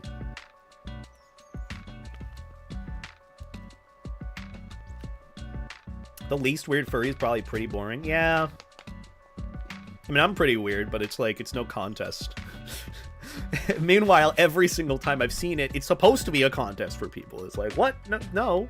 Stop that. You're so focused on comparing and contrasting, just focus on having the best time you can, you know? That's really it. That's what I try to do. I've tried to just catch myself whenever I feel like I'm doing something that really isn't a good time sink. I try to focus on something that is productive or is fun or is, you know, living my life to the fullest, because that's what you're supposed to do in this hobby. That's what it is. Could be seen as a form of virtue signaling. It could absolutely be that, Stalkers. I definitely want to get into that more. Kind of like social psychology, internet psychology, because things definitely are taking a turn, and that is how a lot of, sadly, kids are, like, developing through being on, you know, Instagram, TikTok, Twitter, and all that. That's why I can never recommend, you know, if you're not on Twitter, don't get into it. Especially if you're, like, younger. Like, that is just no. Scooby-Doo was a pretty good TV series. I'm glad that I grew up with that, too. They got thrown into group-up spaces way too early. Exactly. And, you know, you're supposed to kind of find that. That's what I kind of did through high school, too. Like, middle school and high school is, you know, finding your friends and really understanding that cliques are a thing, and you kind of just have to find the people that you vibe with. That's what I did in high school. I was a loner for some time in early freshman year, but then I started, you know, meeting the people that I did jazz band with, and, oh, one of them is really big into, like, Call of Duty and games, and I started to get to know him and chat with him, and he was pretty cool. And I got to know another friend who I kind of knew at the time adjacently in like middle school, and then another friend came on after that, and, you know, we had like our own little like friend group where we chatted, vibed, and played games. It was fun. You know, you just kind of have to get into that, because, you know, when you're going into Twitter and all that, that's, you have that whole kind of super uber clicky mentality with people that you've never met on the internet, and it's mixed up with like travesties and politics and news and rage bait, which also isn't good, you know? But regardless, it's a whole thing. Thomas the Tank Engine. I used to really like Thomas as like a young kid. All those trains back then, good times. Now I vaguely remember that whole phase of my life too. It's interesting. But anyhow, should stop putting things off. Let's fursuit as Maverick and see how it goes. Because truthfully, I don't know if I'm going to really enjoy fursuiting as Maverick, because he's not really the character I relate to and vibe with, and kind of the reaction that I get a lot of times when I wear him is very overexcited. You know, if I'm not excited about my character, it's very interesting to see someone more excited than me. But that's, again, whole discussion about parasocial relationships. The reason why I wanted to do this stream as well wasn't just because I had, like, a sub-goal on Twitch where I'd do a fursuit stream as Maverick for fun, but also because I want to kind of see what it is like to fursuit as him now and have that experience. And I'm not going to be going to a con for a while. I'm also not going to want to bring Maverick to a fur con. If I'm going to go to a furry convention, I'm going to want to wear Levi and a couple of the outfits that I have with them. I'd rather spend that time doing that than really trying it out with Maverick. So that's why I want to do it here. And I want to see if, like, I can get into character and if I really vibe with him. Because truthfully, even just like reflecting back on like the old videos that I did, the whole Furry Things series, the character still videos, with Maverick talking and ranting about the fluffy, adorable things of the furry fandom. Thinking back on it, one, probably couldn't really get into that vibe of doing that. That's just not my personality now. And two, the time for what it was kind of when it was. I don't think I'd be able to do that same thing now. So with that in mind, seeing kind of the reaction from a couple of my posts about Maverick, about my fursuit with Maverick, about the character, and if people miss him, it's very interesting to see such a strong I guess, pull that he has in terms of people that still love and miss him and want him back. Because it's like, that was me to some extent, but also isn't me now. It's very interesting. So I kind of want to see what the vibe of Maverick would be like now with me wearing him. It's probably just going to be me sitting there in my Kigu and feet paws and fursuit head and just looking like an idiot, which is no different than what I do now. But it also helped me hopefully recognize how I want to go about moving him into like his next phase. Do I want to redesign him? Do I want to leave him in the past where he was? Do I want to go into a new character? Because I have actually thought about kind of doing the whole Maverick character stills furry things series thing with like another character that I'd have, which would be more in line with me kind of wanted to go for like the college professor or like teacher vibes, the wise owl, which unironically, I think if I were to go into that, I would have an owl fursona. I think that would be the character that would really do a good job with kind of conveying what it is that I want to talk about, or the personality, the vibes, and so on. So we'll have to see, but that's kind of the reason for this stream, just to kind of see how it goes. I'm not going to get rid of Maverick, obviously. It's just one of those where, like, do I want to redesign him? Do I want to still kind of leave him in the past for what he is and just kind of keep him to the side and occasionally meme about him? Do I want to... Maverick's feet. Again, redesign... I said that first. Do I want to create a new character? You know, what is the vibe like? And so that's kind of what I'm looking to do with fursuiting here. You know, worst case, I could literally use him as, like, a workout fursuit. You know, if I really want to lose some pounds or burn some calories during a convention, you know, I could wear him around, because that head is so fucking heavy. Like, 5 pounds for a fursuit head is still ludicrous, man. Oh, he is a very, very nice fursuit, though. I can't deny that. I don't know. We'll just have to see how I'm feeling with that. First furry video was the FurryCon and the Levels of Furry one. Yeah, ancient times. Back when Maverick was a rant soda and he was edgy, which I should probably maybe do a video talking about that, honestly. It's big and exaggerated, but it's big and exaggerated. That's pretty much the vibe with this Morpholess suit. I'm just glad that he's held up well. That's what makes me happy about it, because he is a good character, and I do have fond memories with him. Like edgy Maverick. Maybe that's what I need to go back on a little bit. Just kind of be unapologetically edgy with him and have that be the vibe that I want to have. You know, go back on that edginess, that cringiness. Be as cringy as possible. I mean, that's why I have the life jacket. You know, it's what I enjoy, and it's cringy, it's weird. Why not? It's pretty par for the course and normal in this fandom. Cringy is normal. I don't know. I'm thinking like a little bit of a redesign with him would do him good. Maybe make him a bit more serious than cutesy. I feel like would help me out a little bit. Because, like, the overly cutesy, I feel like, is kind of like my Aussie Shep a little bit. Like, a little bit, but he's, like, derpy. This one, I love how I'm holding him by his, like, nose here. It's kind of funny. He's just such a fucking weirdo. Yeah, I'll have to see how I want to make Maverick out to be. But either way, let's get into Fursuit as him, because I have all of my Fursuit stuff that I brought with me. And there's a lot to go through. There's a lot of Space Saver bags, too. I was going to show you guys this thing. I'll show it to you guys later. I'll show it after stream or something. It's pretty funny. Either way. Also, hi, Ender. I hope you're doing well. Hello, little weirdo! Hi, little weirdo. Hope all is well with you. Let's get into Maverick's fursuit. Maverick is like Beta Classic or Beta Legacy. He's where the components of who you are came together, but it isn't who you are now. Yeah.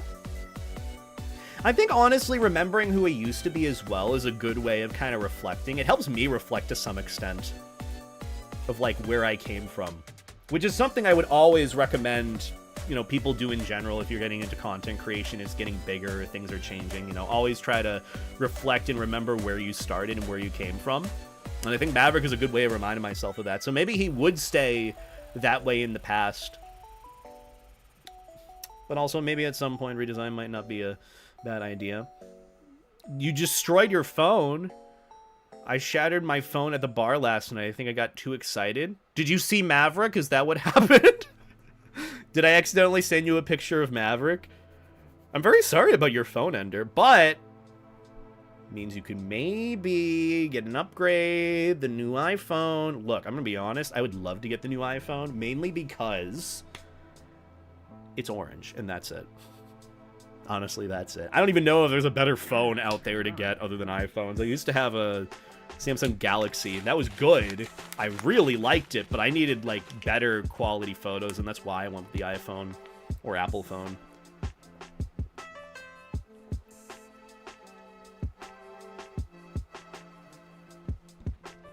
I'm hydrated now! I got it fixed this morning. Oh, good. Well, I'm glad that he got it fixed. If he didn't, I'd be sad. I'm still on a Note 9. Jesus. I was on, like... I'm still on, like, a iPhone 13. Pretty interesting, isn't it? Anyways, time to suit up, because it's going to take a little bit. Time to stand up and look in the bin of all the crap that I have. My guy. Maverick! Maverick's feet. Maverick. He's such a weirdo. Alright, so what is in here? I forgot what I packed away and how much I packed away. Oh, well that's easy. Sorry about that. That was a bit louder than I thought. First things first. Paws. These weren't the paws that I commissioned with my Maverick fursuit. Why am I undersaturating? Stop that, camera. This is the paws that I just got. Like, I think a friend of mine was making these, like, handmade, pre-made plush paws. They were just white with, like, black soles. They're not supposed to be Maverick's paws, per se, but they looked like Maverick's paws, and I bought them from him because he had 5, and yeah, so these will work. If I decide I want a fursuit paws as Maverick, probably not, though. Just gotta throw in a whole Kigu. Oh my god, the tail! This is a chonky tail! Look at how rigid this thing is. I almost never wore this tail. I could wear it. It really is just, well, the way they have it, actually. It's kind of like a back brace, to some extent. Like, you see this? This is the tail that I got as part of my partial for More for Less. It's just supposed to be like a brace. Like, you put it around your back, and then you wrap it up. It's kind of neat. I mean, for the meme, I'll put it on. Why not? That thing? Yeah, it's, it doesn't make things easy. It's a very rigid tail, so, like, it knocks a lot of shit over. It's very in the way, but it's pretty cool, I think. Is this how you put it on? I don't know if I'm doing this right. I don't care if it knocks over half the room. It's my room, and it's entertainment, and you probably wanted that to happen. You see this on the stand? You don't want that to be up. You see this? Some of you probably want it knocked over. I can guarantee that half of you in this stream are cat fursonas, okay? So you probably already want this and this off this fucking nightstand as is. So yeah, you'd probably hope for that. Get God. Channel your inner cat, knock everything over? Well, I'll do it without knowing instead of my free will. How about that? Do it that way instead. Alright, so you put it on, like... Oh my god. Oh, this is awful. Oh, there's another level to this! Even better, I get to crush my fucking abdomen while wearing my fursuit tail! So you put on... Oh!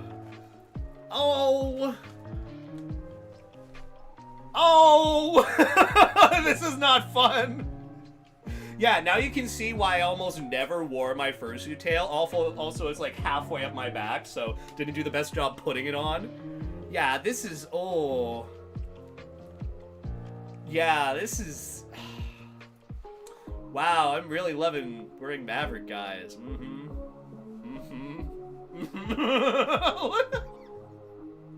Dude. How do you even... Oh, I can't even... I might have to take this off, maybe. Can I bend over to get out this space saver bag? Oh. Alright, so the next thing in this bin of the Maverick stuff is this space saver bag of all the different parts that I have. I think in here is the Kigurumi in the back. The old Kigu that I got from Lemon Bread. I think this is back in like 2018, 2019 I got this. This is old! This is an old Kigu! Oh my god, you can see how aged it is too with like all the... you know, the little spots here and there. Oh. But inside this, which if you need ways to store extra shit or like take your fursuit anywhere, get these space saver bags. Would definitely recommend. It is probably like the best way to pack your fursuit. Just be wary of putting fursuit stuff in here because you'll want to unpack it as soon as you can. You don't want to leave any fursuit or fursuit parts in here because it will mat the fur as it's gonna compress it. So yeah, would recommend that if you're traveling anywhere. But this is what I use to store my kigu, my arm warmer things, my little arm sleeves that I use for my like 3/4 partial. One of the bandanas that I use for Maverick, and one of his tongues. Because that's just in here so casually. Why not? It hurts to look at. I'm in pain right now. I hope you're enjoying this. I hope you're enjoying... okay, you know, I'm taking this off. You're telling me I look like I'm in pain. I am in pain, okay? Just... Oh.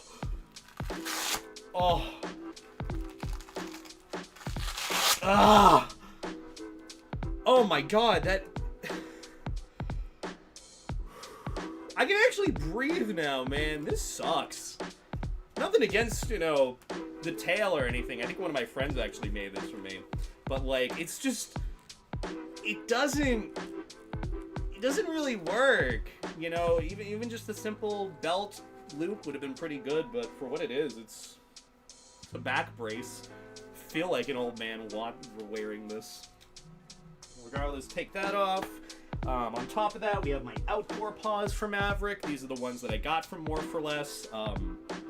I don't really like these. These are pretty heavy too. And what's great about it too is I spent extra money. I sent them extra money to ask if they'd throw in some like good slip-on shoes inside of these. And they said specifically, hey, could you throw in some like really good slip-on shoes or like some Crocs inside these so that my feet don't hurt. Don't go to like Walmart and get like $10 Skechers. I'll send you like, you know, like $100. I think I sent like $100. Maybe it was like 50 or 60 or something. And they're like, yeah, we'll do that. And then I got my fursuit paws, and lo and behold, fucking Skechers strap-ons, baby. Yeah, these are not really fun to wear. I also don't think they fit me anymore, but yeah, they're also kind of falling apart from the inside. I might need them refurbished at some point, who knows. But yeah, it's really nice to see that happen. Spent the extra money, and I got the Skechers from Walmart.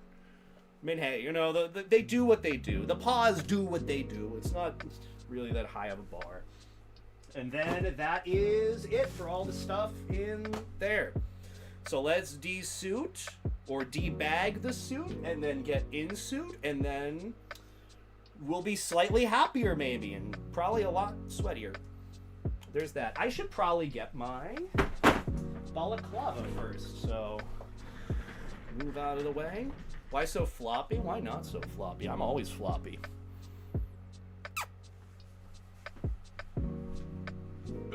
Oh my god, inflate me. Oh, there's my balaclava. Alrighty. The plan for this is I'm not gonna like take off my clothes or anything. I'm just simply going to put on my fursuit over my clothes because I'll shower later, so... Yeah, pretty much all I need is the balaclava, and then I'm wearing the kigu, so there's that. Yeah. Yeah, and then pretty much the plan after this is just to pack them back up and vacuum seal them and put them away. Though granted, I will probably have to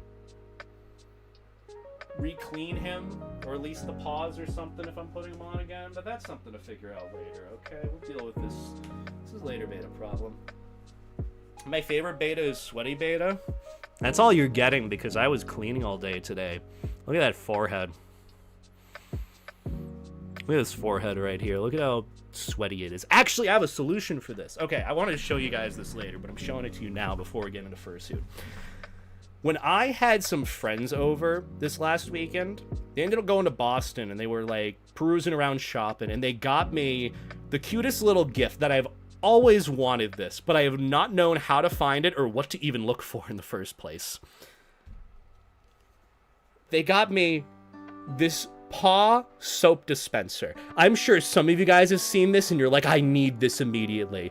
It's just one of those where you put your hand on it and then it creates a little paw from soap. It is so cute, and I love it so much. And we're gonna test exactly how it works, because like, it's so cute. I used it once and I'm like, oh, this is all I've ever wanted. I don't know where to find this. I'm assuming like Amazon or something. They got it in one of the stores they went to while they were in Boston, so that was nice. But they brought it back and I'm like, I've always wanted this. How do you guys know me so well? And they're like, we don't. And I'm like, oh, you know me so well. So yeah, I finally have this. I've always wanted to make little paw soap things. And we get to test it today, which I'm really excited for. It works. It works. It's actually a sizable amount of soap too. Like, look at that. All you have to do is just put your hand on it, press, and then there you go. Oh, there's soap on the actual thing. I should probably clean that later. But yeah, that is probably the best gift that I have received as a little... I don't even really know. My friends just got it for me. So shout out to Calix and Figgy. Thank you for soap pawing my forehead. Four-till cock. Four-till cock. This is a whole new twist on Ash Wednesday. Jesus. I mean, it's something. All right. Well, I mean, it cleans the forehead a little bit with the soap that's there, maybe. It probably dries it out more than anything. I don't really know how to refill the soap either, so... I mean, it's all in... I don't know what language this is, but I don't think you can even read half of this back there. There are directions on what to do. It's pretty simple. It's a cutie little thing. Meowdy howdy. Hello, Snibs. How you doing? How the wife and kids? How is you? Hope you're staying life jacket. I'm going to be getting into Fursuit as Maverick soon, and I'm going to probably regret it because he is not fun to wear. And it's also very, very hot in this room, I realize. Oh, but it is like 68 degrees outside. Do I just open the window and put on the fan? Is it dark enough outside? Oh, it's like 8:30. It's dark enough outside. What am I talking about? Let's open the window. I need to get some air in here.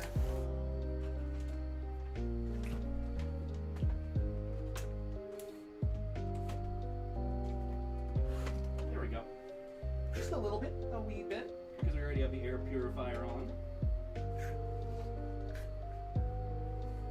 All right. Let's put on Maverick. Get bra pregnant. Get bra pregnant. All right, so first thing we probably start with is my Kigu. Look, this is my usual fursuiting setup whenever I'm wearing Maverick, is just fursuit head, Kigurumi, fursuit paws, and then, yeah, that's it. That's it. And then whatever else that I want to add on top of it, which I don't want to, besides like maybe some bandanas that I'd love to try on, which is courtesy of my friend Jay. Actually, I have to move those socks somewhere else. Just not here. All right. Oh, you can smell the history in here, which really is just freshly cleaned fursuit. So, yeah. Get the woman's undergarment pregnant. Get life jacket pregnant. All right, first things first. Kigurumi. Dude, this thing is so ancient. I got this back in 2019 from Lemon Bread. And it's actually in still pretty okay quality, but you can very easily tell, like, how pilled up the material and like, fleece is. Look at that. I mean, you can barely see it because it's so pixely, but like, yeah, you can see it's been through some age, but it's still pretty good. It is super big though. I think I was also a chonky motherfucker back then, so that didn't help. Oh my god, the material is just so... Let's see, what about the hands and wrists? Oh, dude. This is the worst example of all, like, the pilling. Look at that. Look at how old this Kigu is, man. Crazy how long this has existed, and lasted for. The socks are now on the floor, as they should be. I mean, I'll put them on at some point again. You'll never know. That's for me to know and for you to find out. This feels weird putting them on again. I'm gonna be real. Feels really weird. Did I grow taller since getting this Kigu too? It feels tighter on me. Oh god, it's not really comfortable. This feels weird. I don't wear this casually either. I usually wear my Levi Kigu more casually. This is weird. Either way, I do like the big buttons. It was always a nice appeal to me. TBH. Alright. Maverick Kigu is as good to go as can probably be. Look at these big pockets. There is somehow cat fur in here. I don't know how that managed to happen, but that is life. Does it still feel comfy? Not really. It's like... It's very pill. Like, it's very pilly because that's what happens with, like, fleece in general. It's pilled so much that it's more, like, coarse and itchy, if that makes sense. Like, it's not super itchy. It just kind of... You know how you wear, like, a sweater or something? Like a wool sweater or something, and it's kind of itchy there? Kind of like that. It's a little coarse. Time for a version 2 Maverick Kigu. Honestly, if I redesign his, like, body pattern, I wouldn't be opposed to getting a Maverick Kigu. It's probably as easy as can be. You know, white fleece, black fleece, good to go. But yeah, it's so weird to think about this is just Maverick's design. 2 bands and 3 bands around the arm, a couple of zigzags, and a funky cow design. God, so weird. And the back is... I think the tail's nice. I actually really like that. Yeah, I actually kind of want to probably design Maverick in terms of the body patterns and whatnot at some point. I think that's the big thing to change. And also, Forever FAB1, thank you for subscribing for 2 months. I appreciate it. Can we get some life jackets in the chat? Greatly appreciate the support. Thank you, thank you. Where did I put that ball of lava? Right here. Oh, here are the hand paws. The second most important thing. I say second because it kind of completes the fit. Here are the hand paws that I have. Maverick hand paws, the bappers, the beans. I still cannot get... I will say, out of all the fursuit that might have like an off-white, these will probably have the most off-white. They're always going to be a little bit grayed. I mean, you can even see it compared to the other colors. Like, look at the back of it. You know, it looks a little bit better, but, you know, the more I used these hand paws, the more they obviously, you know, wore in time. I can't really bleach them either, so there's that. But here are the hand paws. We'll put those on. The feet paws, I don't really know if I'll put them on. It's a lot of effort, personally. And you know me, I don't really like effort, so there's that. And then we have the head. So what I'll probably just do is put on the balaclava, put on the fursuit head and the paws, and that's fursuiting as Maverick. We love Maverick. I'm gonna do that as much as I can until you guys get sick of it. Actually, maybe I'll put on the fursuit feet paws, and I'm gonna lay on the bed as well. But no reason for me to do that. I'd just be sitting at my desk. Either way, balaclava time. Just protect everything. Wow, it smells like Monty Wolf in here. I think this is his balaclava that I accidentally stole. You ever have that where you room with like a bunch of other fursuiters and then you're borrowing a balaclava and then you just forget to give it back and then all of a sudden you come home with more balaclavas? I do that a lot. Like sometimes friends and I like switch and flip-flop like different like Under Armour or balaclavas for who needs what. Because some just might have extras, some might not, and then you'll just bring them home, and then you just, oh hey, it's Monty's balaclava. Swip! Yes, I can speak. I'm very good at what I do. I can do public speaking. It's my job.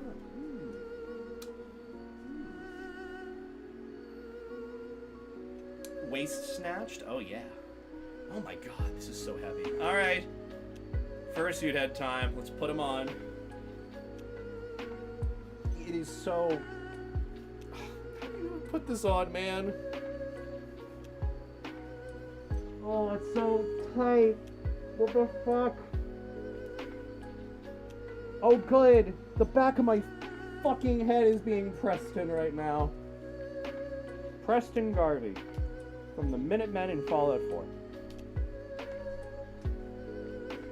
I will say, it does smell nice in here. I don't know what fursuit spray that I've become accustomed to using for Maverick, but it smells very nostalgic. It takes me back, as it were. Takes me back. Oh my god, my head is so heavy. What have they done to me? Look, I'm just saying, if you can wear a Maverick fursuit, you can probably wear any fursuit. Just with how it is.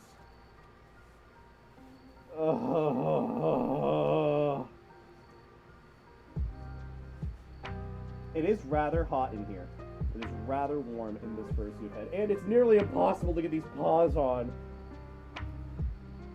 How did I do any of this on my own? How did I fursuit around by myself, man? Either way.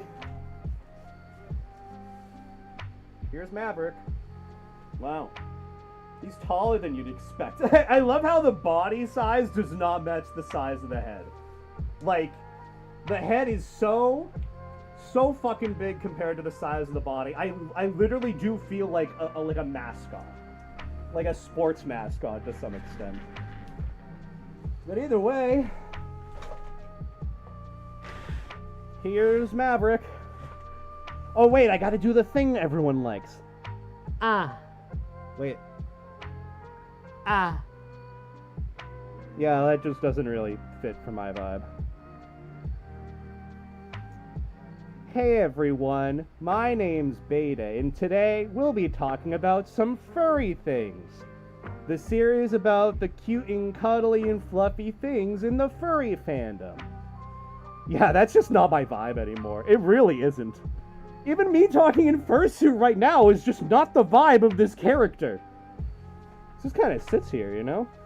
I'm also sweating already, so I will absolutely have to clean this fursuit again, and that makes me upset because I wanted to put him away and not have to deal with it. Ugh. But hey, you know, here's Maverick. The boy. The boy.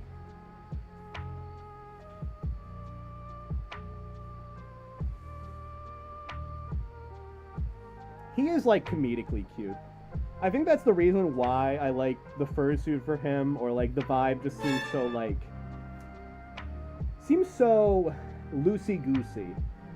It's just because the character is so cartoonish, so cartoony and kind of slapsticky, that it's like... I just feel cutesy and cartoony, and that's what I like. Just the vibe seems so nonchalant. So nonsensical and all over the place. Saucy Maverick? I mean, maybe I could try throwing it back. I am dying in fursuit already, I hope you know. I am, like, super hot in just this. Here, I'll try throwing it back a little bit as Maverick.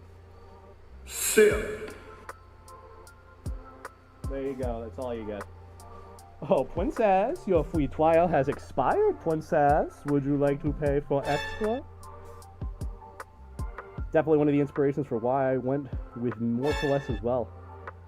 What's good? I mean, I will say, it really is a cute and cartoony suit. And that's the vibe for what I wanted to go for. I just don't think my vibe really is as much cartoony to this extent as it used to be. I do like the fursuit. It's very, very nice. But it's like, oh my god, it's hell on earth trying to wear this thing. Because when I breathe too and I speak... For the record, the reason why it's so hot already is because where my mouth is about, like, here.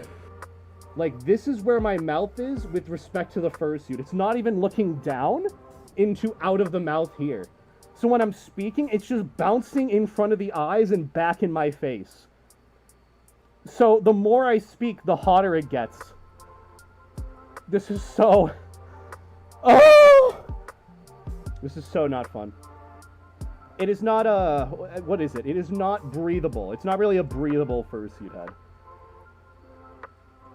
But hey, you know, can you even hear us? I mean, I can read chat. What do you mean hear? I don't even have my headphones or earbuds in. I just see the alerts happening on the screen and that's it. Can you hear me? Hello? Does the mouth move? Nya, nya, nya, nya, nya, nya, nya, nya, nya, nya. Yeah. I can't breathe when you're not there. You are grounded. 4 Tilcock. 4 Tilcock. There you go. Look, I don't even do any of this because it's like, oh, it's so cutesy. This is my character. If anything, I feel like... I guess the best way to describe this...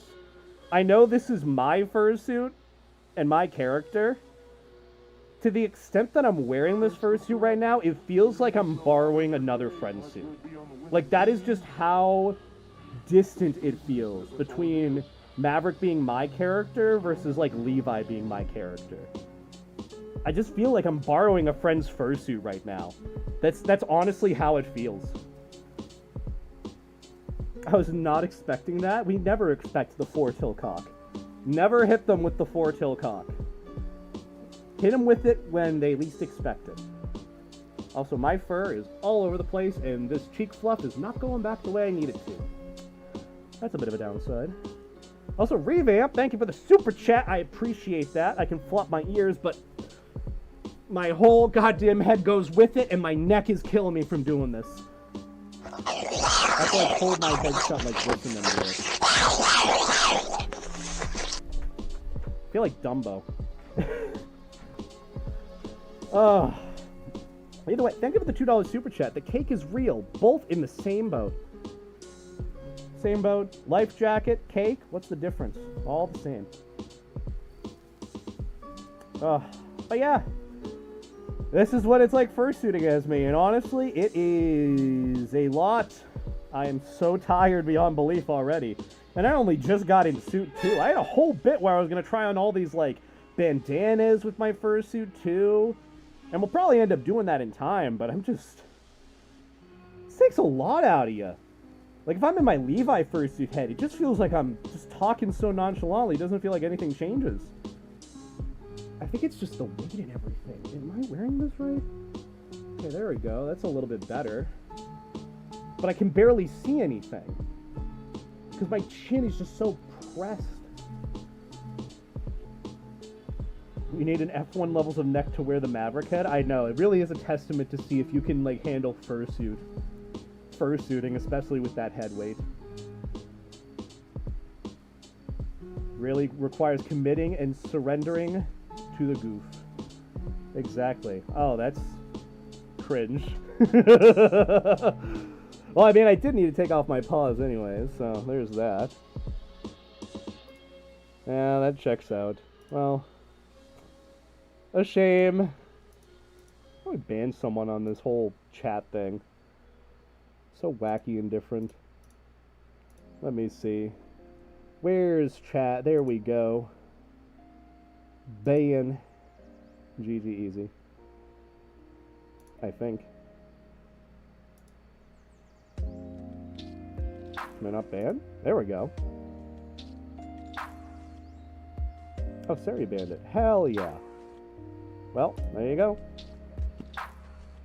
Yeah, I don't know. Regardless. Oh, hi, Antonio. How you doing? Just realized it's been exactly 3 months since I found out I was banned. Well, good for you. Oh, the bot got it instantaneously, but it didn't disappear it on the whole chat here. That's a bit annoying. Is there any way that I can get rid of it? I guess on that end. Delete message. Did that work? I don't know if it's gonna work. I mean, you guys will get rid of it in chat. Oh, you don't see it now? Good. That's what matters. Ugh. But either way, yeah, I'm already, like, spent beyond belief in this fursuit, if I'm gonna be entirely honest. Just so hot and tired. Hot and bothered, that's what it is. I'm also gonna take off the paws real quick. I'll touch the camera real quick, since you probably want head pats. There you go. Give you your little fan service. Head pats from Maverick. You're doing good. You're doing the best you can. I'm proud of you. There you go. That's how you do it.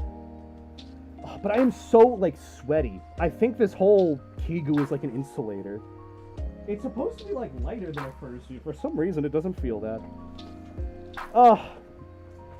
Which, hey, you know, enjoy those head pats. They're gonna come far and in between. Not because I don't want to give them, but because it's so exhausting giving them.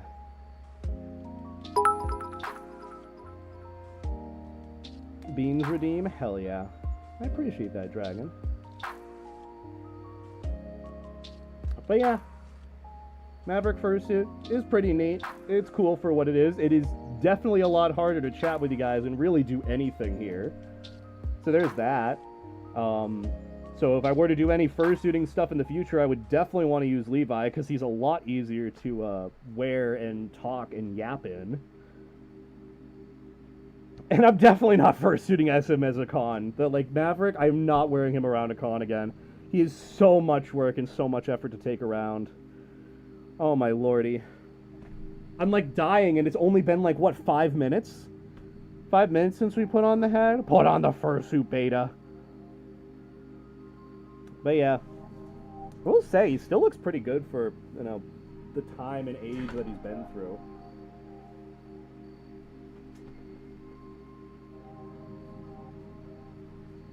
I mean, this is what he'd usually probably do, honestly. If we're talking about Maverick's personality, he would just be, like, rotating around in his chair. That would be it. That's him. That's all he does.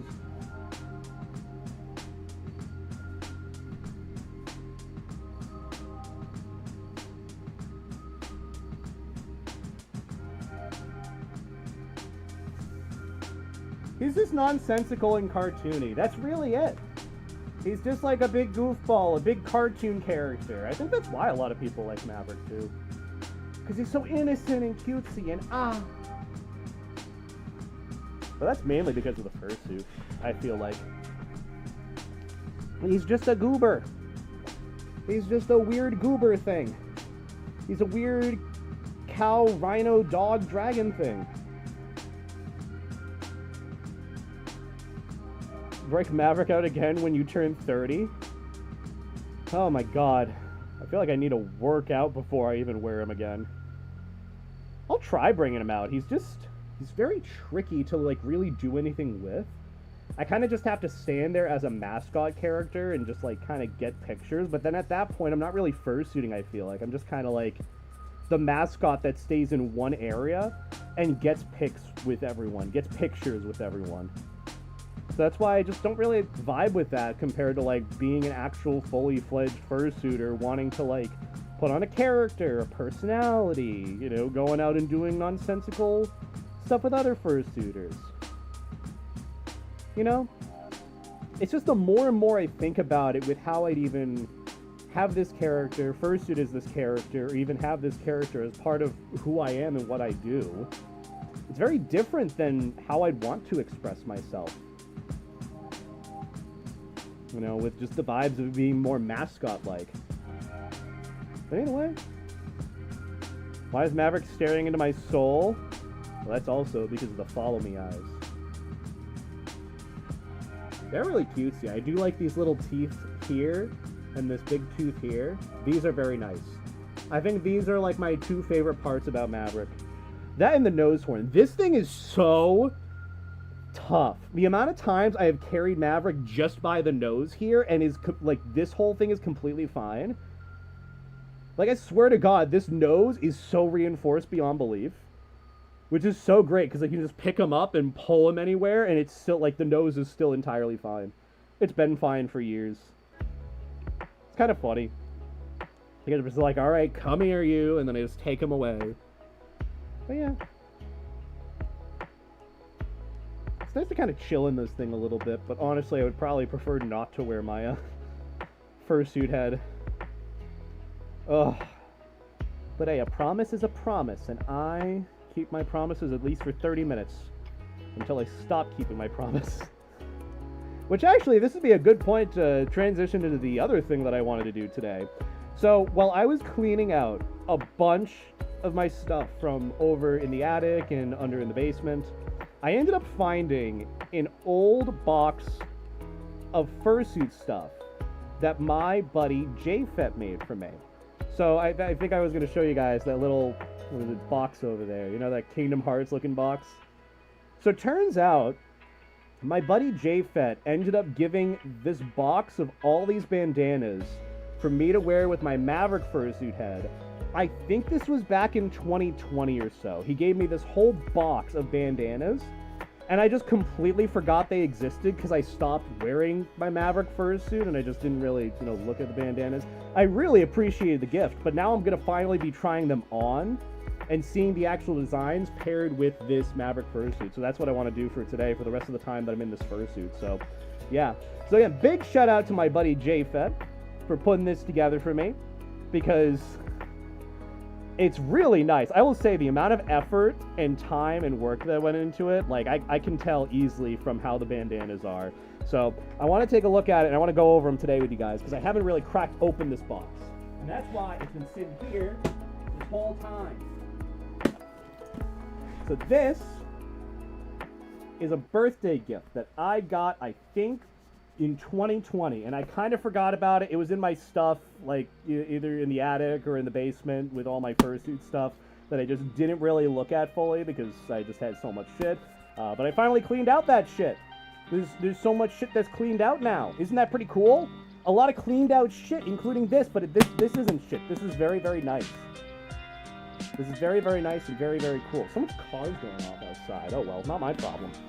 But yeah, my buddy JFet got this for me as a birthday gift, and I want to go over it today, or at least show off some of the bandanas that he made for me, because it really does kind of fit with the vibe for Maverick. I mean, all of these are pretty much for Maverick. They have, like, embroidering on it. They have, like, letters. It's really cutesy, so regardless, here's what we have in the box. Does it open one way or the other? We'll find out now. Whoa. Oh yeah, I forgot I repacked this. So the whole thing has like some bubble wrap on it. Oh wait, sorry. I'll do this one for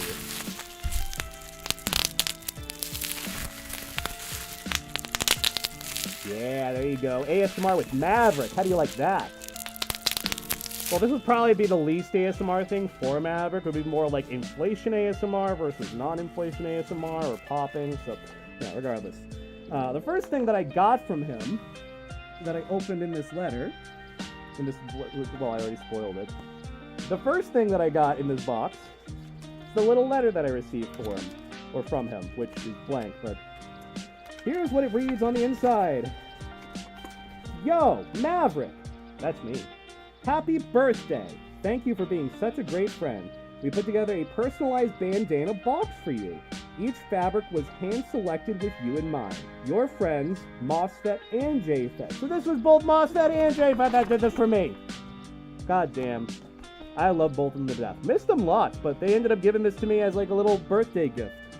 P.S. Look in the bandana pockets. The pockets? There's more stuff in here and I didn't even realize it? Oh god, this really is the gift that keeps on giving. I mean, that's just what it is for getting a gift from JFet and or MOSFET. Like, they are so... Both my fingies are hurting. What the fuck? Ow. Ow. Why is it so, like, piercing pain right here? Did I fuck up my finger by trying to do that ASMR? The goddamn... The bubble wrap? Owie, ow. Ouchie, ouch. Well, I guess I just have to be careful. Maybe I pulled something. But regardless, inside this box, there's a ton of bandanas. Some of them wrapped up in ways they shouldn't be, but there's plenty of them in here. And the first one actually ended up showing up on stream a little bit ago, because this is actually one that I'd wear with Levi, because the colors just kind of match his character. But this is the first bandana that I got. And there's a little button on the back of it, so I don't have to tie it.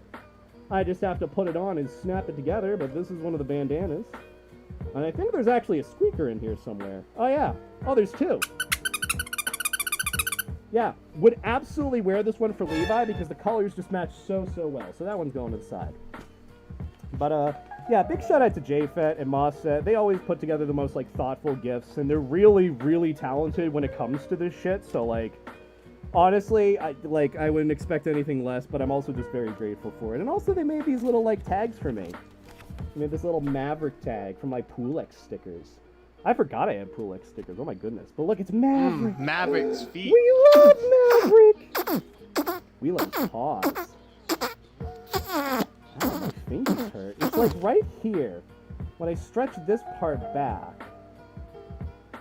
Let's see. Maybe I need to stretch my fingers a little bit. Ow.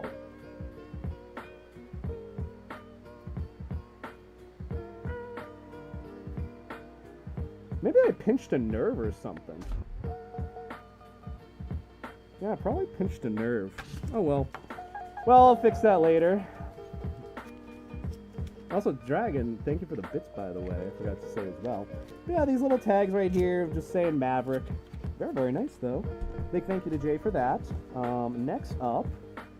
Ooh! Oh, I love this one. This is such a seasonal one, too! Okay. I might have to break out my Maverick Fursuit more often just for this bandana. But, like, I mean, come on. How could you not? Like, look. Got a Goosebumps bandana! Oh my god. This is going on immediately. This is just going on immediately. I'm sorry. It doesn't have the button on the back for it, but god, like, absolutely. Yes. Oh. I mean, that is just adorable. I love that. God, I love that. Oh. I love this. It, like, honestly, if this didn't have little Maverick thing on it, I could probably just turn it inside out too, realistically. You know, I'm probably going to do that. I'm going to wear this inside out and wear this on Levi, because this is such a cutesy bandana. I loved Goosebumps. I used to grow up with that shit too. Like, around, like, Halloween, October, that'd be the one thing I'd be watching on TV on Cartoon Network. It was so good. God, I love it. The next bandana. Ooh, this one's really cute. I love the patterns that JFET and Mosset picked out for me. These are really nice. But next up is this one. It also has my name on the back of it. Maverick. I love this. It's really cutesy and flowery.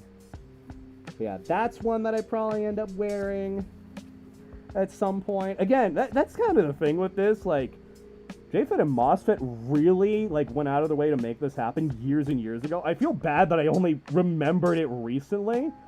But god, this is so good. It's so nice. If anything, these bandanas make me want to wear Maverick more because they're just so good. Like, I know I'm probably going to be turning this inside out and wearing it as Levi, but, like, it is so good. Also, I think I now realize what the whole pocket for the bandana was, too. He said check the pocket of the bandanas, and I'm assuming it's because there are some squeakers in there, so, yeah. But still, it is so cute. There's also this one, which is kind of like a picnic tablecloth-esque one. Looks like there's something actually in here. Oh, it's just a pocket. Wait, there's something in this pocket. Whoa! Whoa! It's some little guys! Look at the little guys! Look at the little guys in the pocket. They were just chilling in this pocket for 5 years. It's MOSFET and JFET. God, I miss these two. Look at that. They're just chilling in the pocket. They're just here this whole time. Oh my god. Like, oh my god, they were just here? It's crazy. The little guys were just chilling in there. Oh my god. Yeah, these little bandanas have pockets inside them too, so that's pretty cool. Pretty intuitive for if you want to store your phone or other stuff in there, which, you know, is just kind of... I feel like that's kind of baseline now for a lot of bandanas, just having like a pocket in there for anything. But yeah, this one's like kind of like a tablecloth design, would be like very summery, maybe farm-esque. And then the next one we have, oh, is another tablecloth one, very picnicky. This one also has some stuff in here. Oh, this one has some more stuff in the pocket, okay. Well, what's in the pocket? What do we have in here? you hiding from me? No secrets. Oh, another little guy. Well, other little guys. Well, they're bent, but they're little guys. I love these little stickers.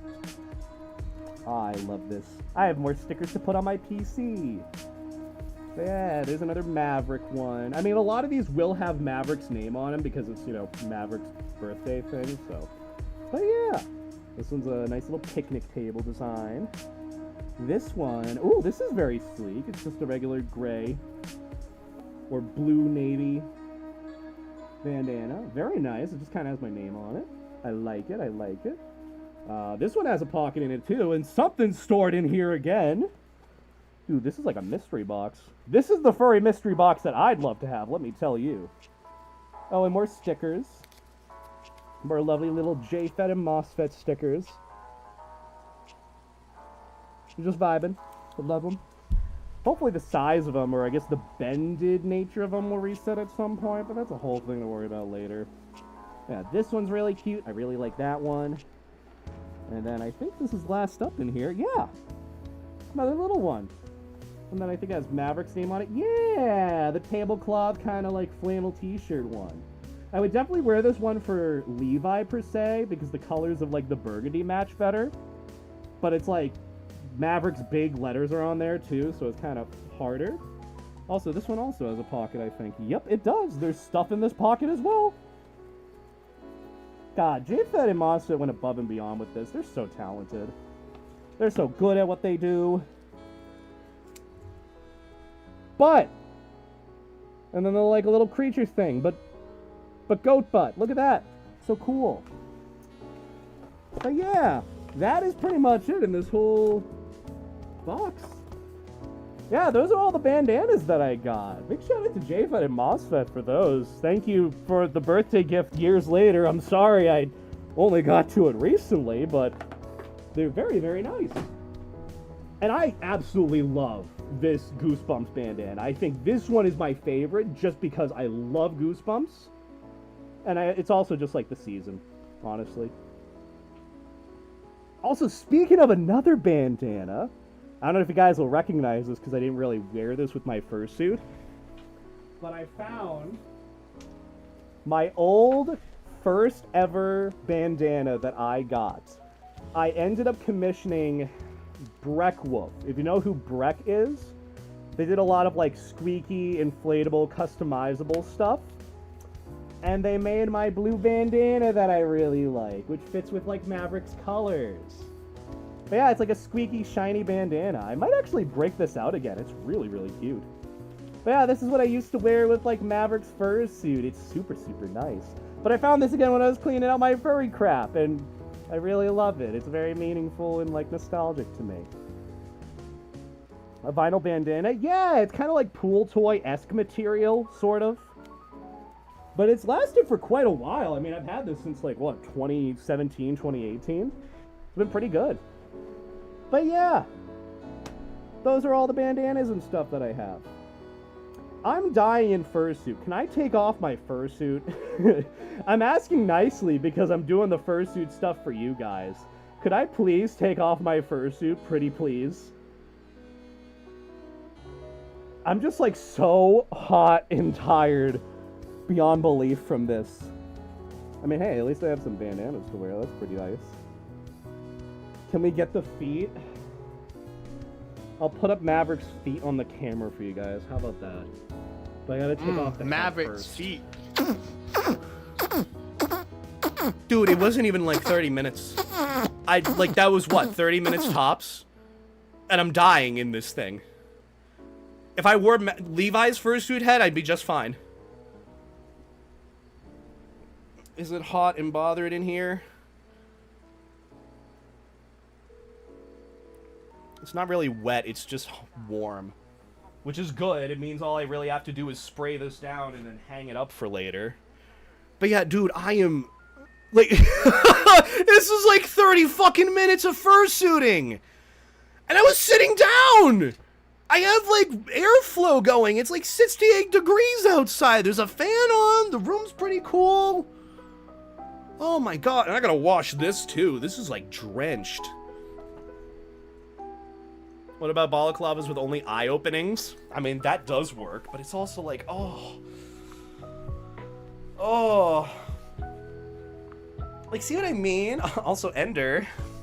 It's hot and sweaty and bothered beta. Hello. I love how people comment all the time of like, oh, Beta's face looks so greasy. No, this is greasy. You've seen me actually sweat. Yeah, this is bad. But hey, I'm glad I got the fursuit for a little bit. Don't know if I want to do that again. I feel like Maverick is a lot harder to fursuit as compared to just kind of having the persona or character for. Because the whole fursuit experience ends up being like hit or miss depending on if the fursuit is actually like wearable or not. It's definitely wearable. It's just, I don't know.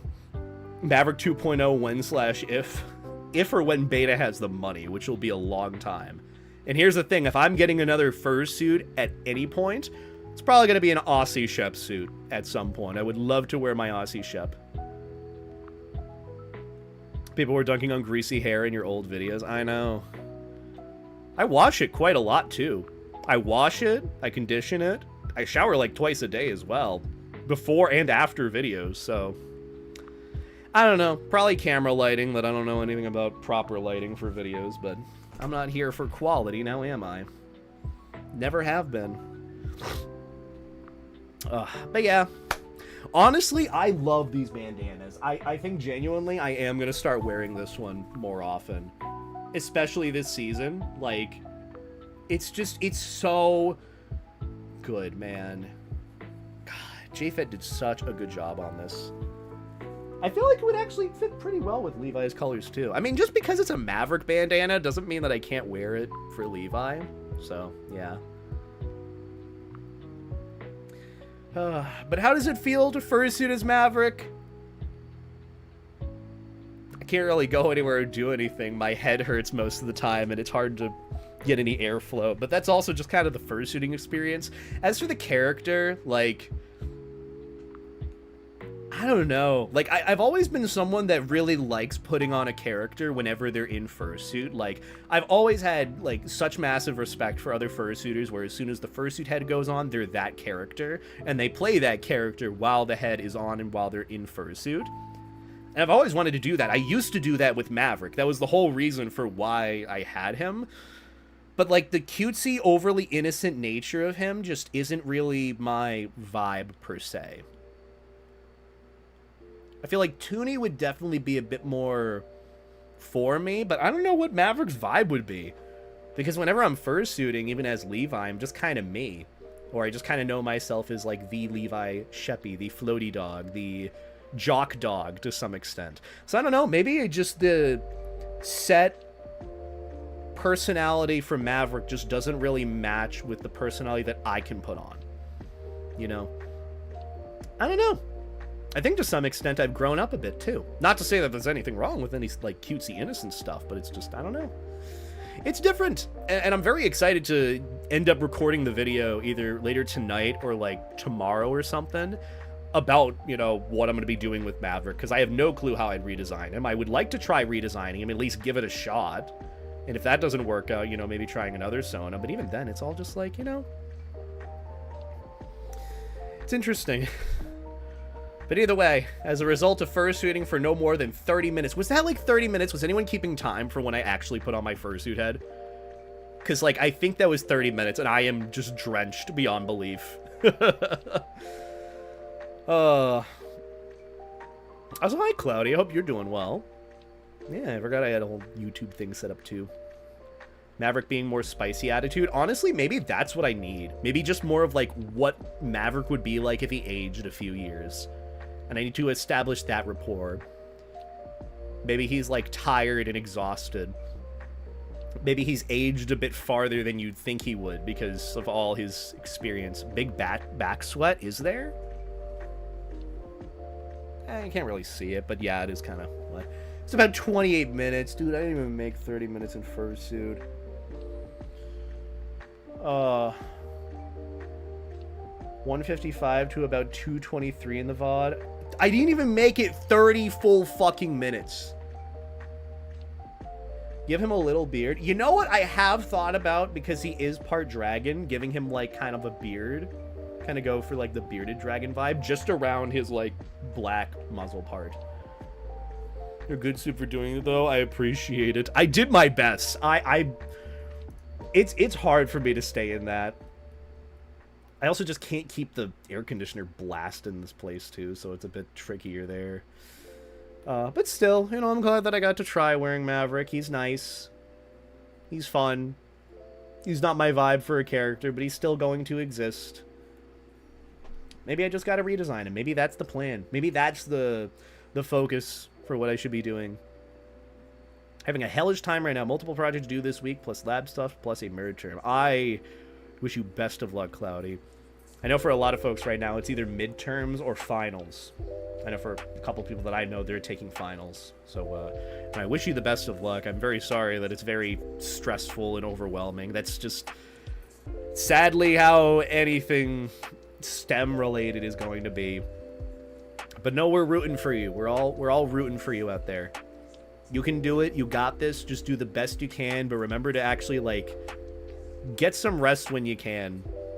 It also doesn't hurt to be transparent with your professor if you can, like send an email or something. You know, just be upfront about how you're feeling with like being exhausted. I've had that happen a few times, and I like email my professor of like, hey, like, I'm not saying this because I have been lazy, but I am overworked and exhausted beyond belief. Can I just have one more day for this like final thing or this project, and I send it to you no later than 12 a.m. And they're usually like, yeah, go for it. So could do that. Worth a shot. It is what it is. Got to push through it and hope next week is better. Taking a small break from my lab report to vibe. Good. You know, it is the weekend after all. And if you have your stuff together for your lab, you know, the report itself is pretty kind of comes into place every time that I've done lab stuff. I remember seeing Maverick grow a lot since the first design with Seminoles and Mean Furry, but I think Levi's starting to grow on me a lot more. Yeah. I mean, that's just what it is. I'm glad that people have fond feelings for my character, but just, I don't know. I don't know how much I kind of want to feed into that vibe of it, and also the parasociality, and also just a lot of other things on top of it. But also, I can't control that to some extent, so just kind of going to keep pressing onward, doing the new thing, and doing what's good for me. I think that's the best way to do it. I put Maverick in the back for a bit, so I'm thinking, you know, maybe I might want to try actually redesigning him or doing something different. I don't know. Also, I hope you have a good night, Dragon. Thank you for stopping by and hanging out. I appreciate the vibes. I appreciate you coming by. And I hope you have some good rest on your end.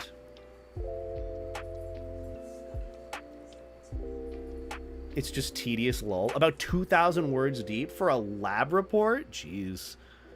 Usually that's for, like, the papers or the projects. That's crazy. That's very unfortunate. Sorry to hear about that, Cloudy. Consume water. I did forget about that. I have been drinking my liquid IV water and forgot about my regular water. So make sure to hydrate, drink water. If you haven't already. But yeah. Oh, blessed be. You inflate me. I'm thinking we'll probably stream for another 30 minutes or so, and then we're going to wrap things up. Just because it is getting a little late. I don't want to make sure I get all my fursuit stuff away, since I probably need to do, like, a load or two of laundry and a couple of cleaning bits on top of that. I got to actually super deep clean tonight. Especially if Snowy is coming over tomorrow. I want to make sure he is nice and happy and healthy with where he's sleeping. So, yeah. That's the plan. But other than that, no other deep plans for me besides continue to work on videos and projects that I've had on the back burner for a bit now. I'm thinking about starting an Analyzing Furry Bait series where I analyze the furry bait levels of certain characters that I like. I was thinking of doing it because I wanted to do a separate video on Leo the Lion, that like lion character that people loved for a bit, the baseball Saitama Seibu Lions mascot, and how like kind of furry bait he is. So I want to do that. And I was thinking, you know, turn it into a fully fledged series if I'm going to analyze furry bait for other furry characters. So probably going to do that at some point. I'm thinking that'll be maybe a series on the horizon. Less of a series and one-off thing, maybe. We'll see how it goes. And then the podcast I want to get going. I've been talking with Simple Nix about getting that started. Just whenever we have some like free time on like a weekday, we'll try it, but haven't really been too keen on pushing it.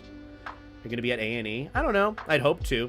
I know that room openings are happening in like a few days or so, or a few weeks, and I would love to get a room for the con, whether it's at Maine or across the street at like the Four Seasons. That one's really nice.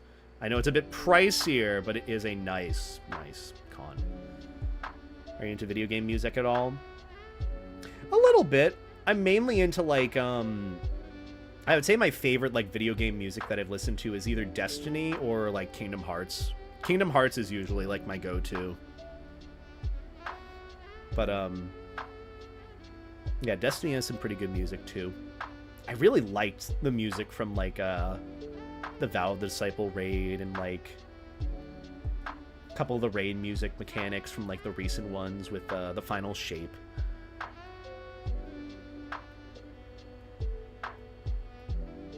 I mean, you can't really send the link here, but, you know, if anyone has fan art to send me, feel free to, like, DM it to me on Twitter or, like, email it to me. I have my business email and whatnot, so.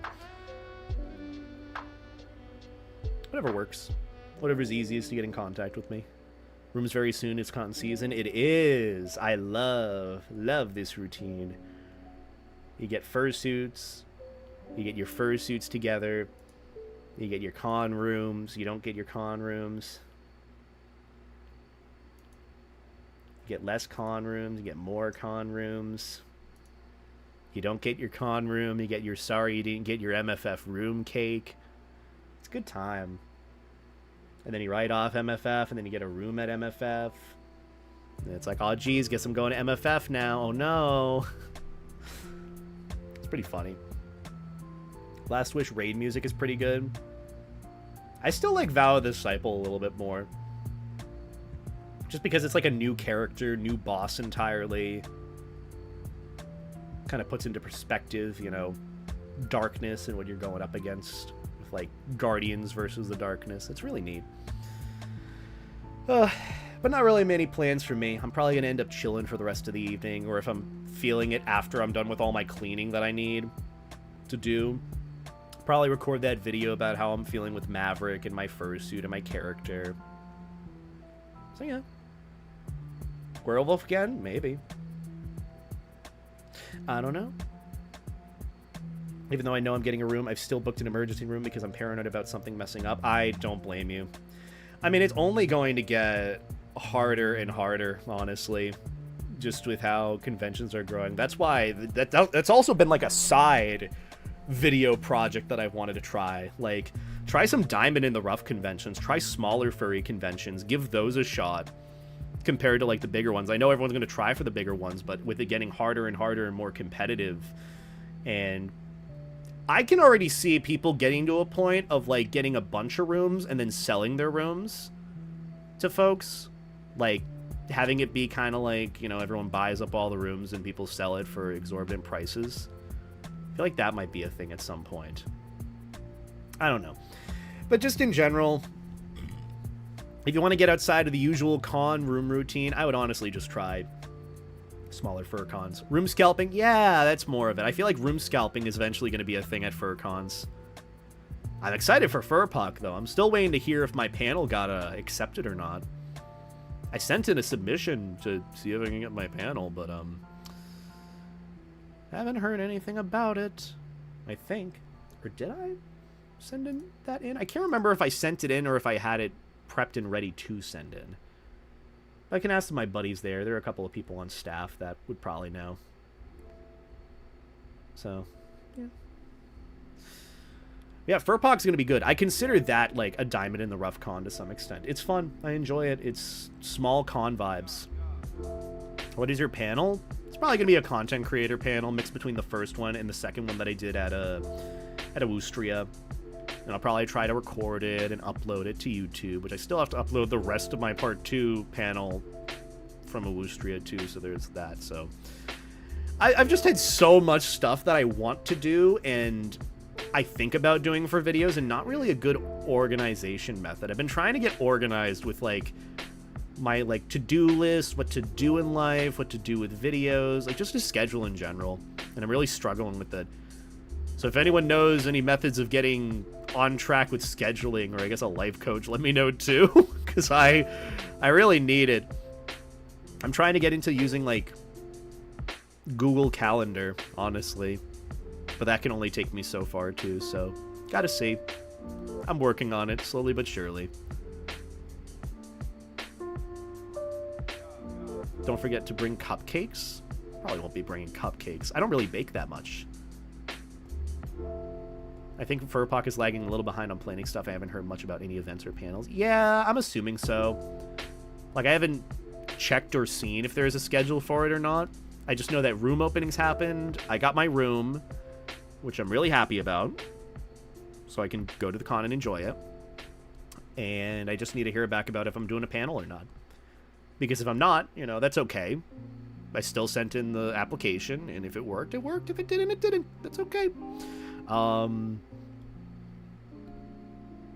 But, you know, if I do have to end up doing it, it shouldn't still be a problem.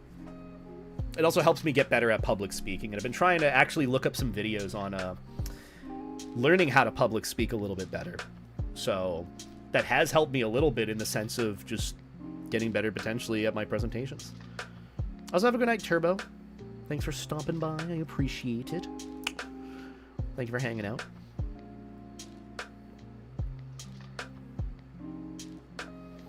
It's not really a panel with friends per se. It's just a informational panel in general. I wanted to try out Philadelphia. I've heard very good vibes about it.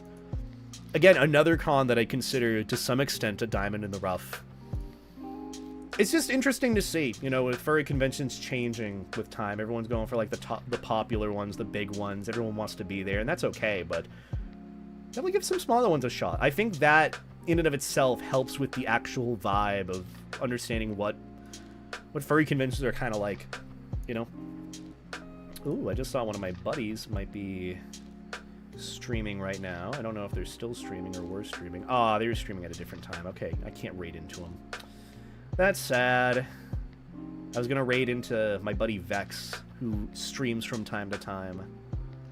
They do stream shenanigans here and there. Got into like modeling, like physical clay sculpting furry characters and stuff. They're really good at it too. I definitely want to try for Philadelphia at some point. I'm thinking I might do that if I go and visit some friends for a week. Like, I'd go and visit them for a bit and then go to Philadelphia for that weekend and then drive back home. Which would be a long fucking drive, but, you know, it's still worth something. I'd love to give it a shot. Would you consider checking out a small con like Euphoria? I was planning on checking it this year, but I wasn't able to. Where is Euphoria? It definitely depends, because, like, obviously travel and money and time with that are very tricky. I am potentially going to be doing a pretty medium-sized con at some point soon. It's in Albany? Interesting. I'd give it a shot. It's like, what, 4-hour-ish drive for me? Not too bad. Not the worst. I could do that. Yeah, I could do that. Maybe. Be worth a shot. But yeah, I might be doing another convention at some point in April. Still have to keep on the lookout for that and figure out what the plans are there, but can't talk about anything at the moment. I'm just excited for when things do happen, if they do happen. But yeah, nothing else to really report on or talk about. I think for me, what I really need to work on and figure out is putting myself into new situations, new experiences, so I can talk about it. Felt a little stagnant as of late, so that's why I'm really excited for this fall season to be able to, like, I guess embrace it. Where I said that I was going to visit, like, Salem, Mass here and there, get some, like, public fursuiting photos, maybe I'll public fursuit in Salem. I feel like that would be pretty, you know, cool to do. I've wanted to do a video talking about public suiting, like the pros and cons, you know, the dangers to some extent with worrying about the area that you're in, but it's, you know, just understanding people. Bring a friend, have people with you, sort of thing. Again, like I said, I have all these ideas for videos. I have like a backlog of projects and scripts that I have, but it's just sitting down and doing them is very tricky. Because I don't just want to like record and be like, all right, on to the next one. Like I want to actually get into the mood of talking about it. I don't want to just do it for the sake of it.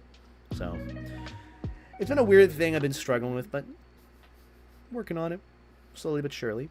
Salem, which state? Salem, Mass.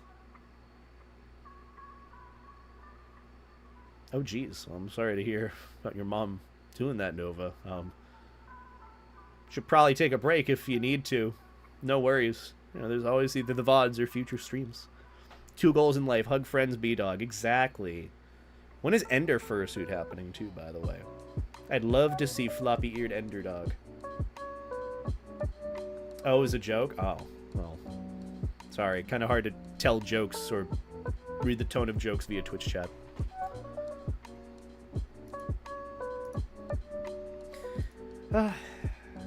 So much to do, such little time. I've been thinking about picking up another game again. I know I've been playing a lot of Water Park Simulator and Deadlock, obviously, but I'd like to try something else at some point. JT was playing this game earlier today called Haste that I want to try at some point. It's basically like a running simulator to some extent. It looks really neat. I want to give that a shot, but gotta save first. Gotta find makers, don't really know where to start. Well, if you need contacts, for any fursuit makers, I could get you in contact with Phoenix Nest. You could hit up probably Russ, if it's an Aussie Shep too. He knows it has experience with making Aussie Sheps, so I don't think he would be opposed to making one for you. It's worth asking too. If I play Deadlock, I'm going to be a Mina main just to annoy you. I mean, go for it. Just press 4 and win. True, that Navy Simulator game you mentioned is worth a look. I do have all these other games too that I haven't tried. Could play through like Alan Wake. Haven't even played through the OG Alan Wake before either. It's probably worth it.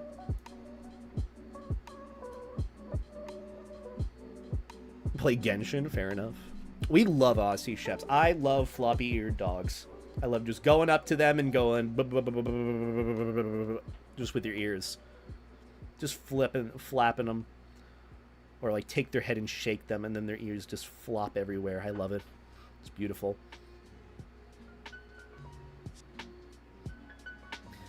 Thought about maybe getting like a Protogen head made at some point too. I feel like that would be a bit more incognito for me. I feel like that's very doable to do as well. Granted, I don't have much experience with or knowledge about fursuit making in the sense of making a Protogen head, nor do I have like the 3D printable resources, but it'd be worth something cool. I think I bought all the Alan Wake games but never tried to even play them. Yeah, that's what it is for me. I have like a backlog library of like 400 games and I've barely played any of them. I have so many games, man. I've only really played the furry games after all. Also, howdy July. Hope you're doing well. Meowdy howdy. Protogen hit for sales, but they were like 4.8k. That is such a money sink. Oh my god. Are you kidding me? 4.8k to sell a Protogen head? I highly doubt it costs even a like fraction of that much to make it. That is some bank for profit, though. God damn. Are these, like, full suits or just, like, partials? Like, just the heads? If it's just the heads, then that is bank. That is so bank to make. I feel like eventually we might get into a day and age, if it gets to that point, where you can mass-produce Protogen fursuit heads.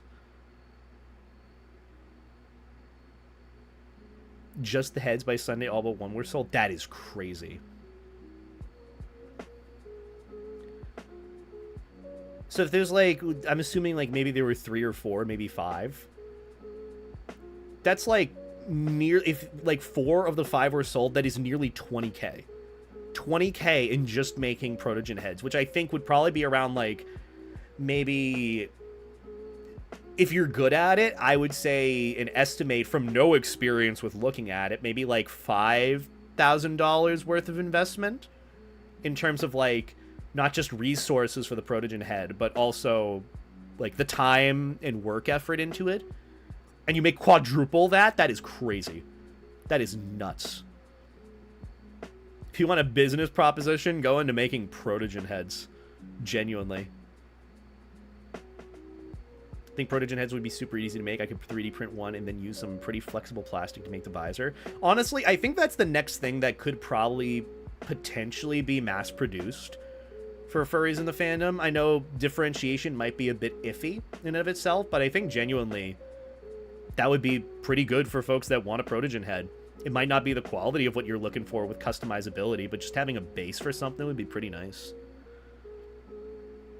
Starting to research, start making Protogen heads, you can make one for around $500. Yeah, so that like checks out. So it's like making one for $500, and then you make 4 of them. Holy shit! Oh my god, that scared me. Thank you, lamppost. And then if you put like $2,500 worth of effort into making it, that's, yeah, your turnaround is crazy. 400%. God damn. Oh wait, no, wouldn't 100% be making... Wait, no, 100% would be selling it off and making what you lost in it. So yeah, that's like 400 or 300%, give or take. I know nothing about sales, but I'm just thinking about it. Like, damn, that is crazy. I'm telling you, but once you have, like, the setup for it with making Protogen heads or Protogen Fursuit heads, you can really bang them out one after another. Put my phone down to work on my report again, I just hear a damn metal pipe. Yeah, that's the beta stream for you. That's beta Ada Deloaded for you. I gotta change this music. This is just not my vibe right now. There we go. Yeah, honestly, I would not be opposed to getting, like, maybe, like, a Maverick Protogen head or something. Or, like, a orange and white and black Fursuit Protogen head. Maybe, like, an Asimov design. Kind of like the Asimov Op, AK, M4 from CS. God. What a cool pattern. I love that pattern. Orange, black, and white. Cool colors. 10 out of 10.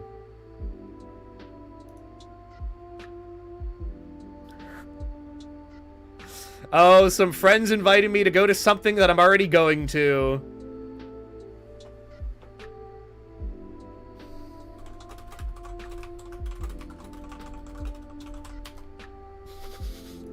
Crazy.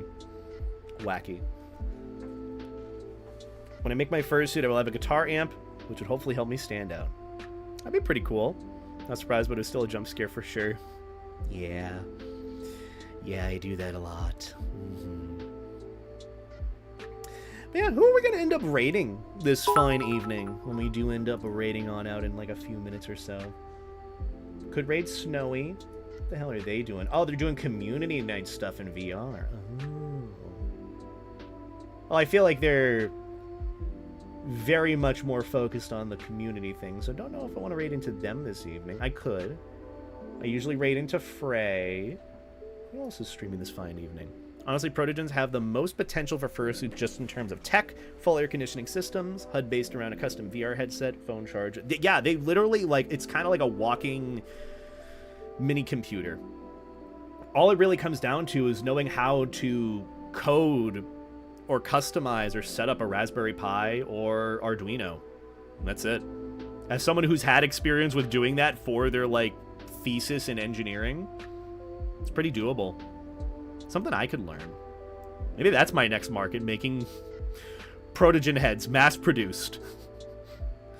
Make all the Protogen heads. Make 20 a month. Sell all of them. Dude, imagine if I sold them for like 4K. It's like 80K, give or take. It's a lot. It's a lot of money I don't know what to do with. Oh boy. Yeah, I don't know. I feel like that's the next thing to really see, like, a big future in, like, new, upcoming, different fursuit head styles is like, what new innovative thing is happening with like the Protogen fursuit heads or Protogen fursuits in general. So yeah, it's kind of neat. I haven't really thought about it in the sense of like, oh, I want to get a Protogen fursuit head right now, but just in general, thinking that would be nice to have at some point. Know any furry fellow carpenters I should check out? That's actually a good one, honestly. I don't know. I don't really know. I'm sure they do exist. You just kind of have to go looking for them. Oh, that makes me wonder too. I don't know how this ended up being like the thought that I had. Does anyone know how Furry Amino is doing? Remember Furry Amino? That was a thing. Is that still a thing anymore? Do people use that? Does it even exist? How is it going? How is it doing? Is it doing? If anyone happens to know anything about it. I know that's oddly specific, but I do remember it being kind of like the used to be Instagram for all like the kids and teens. Like, oh, you have like anything amino. Went the way of the MySpace? Yeah, that makes sense.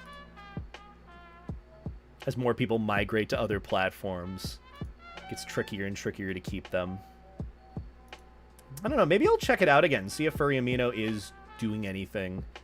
I highly doubt it because I've never heard of it in a while. It was so funny too because I remember all like my other content creator friends at the time kept getting like offers to be sponsored for a video by Furry Amino. And I don't think I got anything for that. But I still like used it to check it out. It was very interesting, very funny. Either way, I feel like I am fading a little bit faster than I'd like in terms of just kind of energy. That fursuiting, I know it was only 30 minutes, but it really took it out of me, and I don't know why Maverick really destroyed me physically. So I think we're going to wrap up stream a little bit earlier than I thought. And then we'll come back on Monday to do our usual thing. I don't know what it'll be just yet. I don't know if it'll be Water Park Simulator or if we'll do some other shenanigan thing. I know there was like the Homestuck pilot that released semi-recently. I don't know anything about Homestuck, so I kind of want to research that a bit. I only know kind of bad things about it, so... Regardless, I want to look into it and then maybe do like a reaction to that. Could go over some other stuff. Maybe have like a working stream. I don't really know. But I kind of want to pick up some game just to try out and enjoy, so maybe I'll do a fun, cozy game. Maybe I'll play a Treasure Planet game or something. That would be kind of fun. You guys know anyone who makes fursuit safety hard hats? That is a good question. Also, Shameless, thank you for the 19-month resub. I appreciate it. I tried to go with a Travis Scott antidote reference, but it'd probably just to go anything out Travis the back Scott like we related. used to do when dodging our parents when acting out Lamau. Yeah. Like, I mean, hey. Wait, what do you mean back when we used to dodge our parents? Was that supposed to change? Honestly? I still do to some extent. But thank you, Shameless, for the 19-month resub. I greatly appreciate that. I appreciate all of your lovely support. Ain't it not? And you're not wrong. I just still do today. I still do the same thing today. Avoid the parents with regards to acting out. Oh, what's this thing about furries? Oh, yeah, no, I couldn't tell you. That's crazy. It's crazy. Crazy town. But either way, let's raid out. And thank you again for the resub. I do appreciate that, Shameless. Thank you kindly. Help, my piss jug is full. You know, my piss jug is full. I really have to pee after this, and I'm absolutely gonna go and piss, like, super, super hard. But who can we go and raid? Who is streaming that we haven't sent some love and support to? See, Frey's usually live. We love Frey. We could go and raid Crudberry. I haven't raided Crudberry really at all, so let's go and show some love to Crudberry. Crudberry is really good soup. They're good soup. They're really cool. Go and show them some love and support. have the raid message be help me, my piss jug is full. Help, my piss jug is full. There's the raid message. Courtesy of Lamppost. Beautiful. So copy and paste that. Feel free to send that over to Crud. Keep him company while he's playing through something, I'm assuming Oblivion. No, Skyrim. He's playing through Skyrim. Oh, God. That's a game I could never really pick up, sadly. Wish I could, but, you know, it's just be how it is. But I hope you guys have a lovely night and a lovely weekend on your end. I know it's kind of halfway done, but Sunday's usually the chill day. We will be back on Monday. Don't know what the plan will be, but I definitely want to pick it up with some other gameplay through at some point until I can figure out what I want to do for, like, a big stream plan, kind of like what we did today with the Fursuit Maverick stream. But we'll figure that out in time. But regardless, be sure to keep on the lookout for new videos in shorts coming soon. I should hopefully have a new video out either this next Tuesday or Thursday. Don't really have anything for this Sunday just yet besides a short, so, you know, go and be sure to boost or hype those. I don't know how that works. You can hype videos. Hype for my videos, maybe, if you'd like. It helps me out. But yeah, just thank you so much for hanging out with me. I appreciate the support. Y'all are so lovely. I'll see you all on Monday for another usual floaty dog stream. And that's about going to do it for me, guys. Have a good night. Take care. Life, stay jacket. Treat people like people. And that's it. Goodbye.